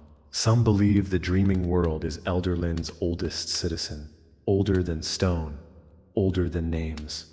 That long before the village was built, before the first hearth was lit or the first path paved, the dreams were already here, waiting for someone to arrive and listen. That the cobbled streets were laid over old dream routes, and the river only flows where the dreams allowed. Marta says this is why we dream in the shapes we do. Stairs, rooms, windows. We didn't invent architecture. We remembered it. The dreaming world taught us how to build, how to belong. Elson has started telling her dreams to the bees. Not in words, just presence. She sits near the hive, eyes closed, breath steady, and lets the dreams seep out slowly like heat from a stone. She swears they listen. That on nights when she shares the most, the hive hums louder the next day. That the honey tastes a little more like memory. The villagers don't doubt her. Why would they? Bees have always known more than they're letting on, and dreams, like bees, make things that last. There are dreams that change names. Not yours, theirs. One night, a dream arrives calling itself the Garden of Second Tries. Another night, it comes back, But this time it's the house that waits without anger. You know it's the same dream even if the story shifts. The feeling doesn't. It's as if the dream is trying on different ways of being understood. Some people try to name their dreams in return. They rarely get it right, but the attempt is respected. The dreaming world, like any guest, appreciates hospitality. Fen carved his final dream into a ring of wood from the hazel grove. Not the events, just the feeling. He said he couldn't put it into words, only curves. It was peace, he said, but not gentle, like something that had fought very hard to stay kind. He wears it on a string around his neck. When asked about the dream now, he only says it was the last one I needed. He still dreams, of course, but not as often, not as urgently. He walks more, hums more. Once you've met the right dream, maybe the others learn to speak softer. The Reeve has a jar of soil on her desk, labeled "From the place I left in a dream." She never explains it, just touches it when making difficult decisions. Some say she buried a promise there. Others say it was her name before it changed. Elderlin doesn't demand explanations. It just observes, honors, remembers.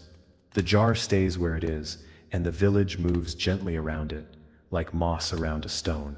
Some say the village itself dreams, that the creak of the chapel wood is the groan of its sleep, that the well's reflections aren't yours, but the village remembering how you once felt, that Crimp, odd as he is not a dog at all, but the village's dreaming made flesh, snoring, circling, loyal and unknowable. When asked if this is true, Marta only smiles and says, "Why shouldn't it dream? It holds us all, night after night, and no one carries that much without needing rest." At the year's end, the villagers gather by candlelight and share one final dream. Not out loud, not in words. They sit in silence and breathe together, each person holding a dream in their mind, not their most vivid or most frightening, but their most true, the one that stayed, the one that asked them to become something new. They breathe it out like smoke, let it rise with the candle heat, and then they go home. Sleep comes quickly that night, and deeply, as if the dreaming world, satisfied, curls up beside them. And so the dreaming continues, not as escape, but as return. Not to flee the world, but to meet it from the other side. Elderlin rests. The doors close. The names are whispered one final time to the stars, and the dreams, patient, peculiar, profound, move through the village like old rivers, wearing paths into every heart, quietly, gently, without end.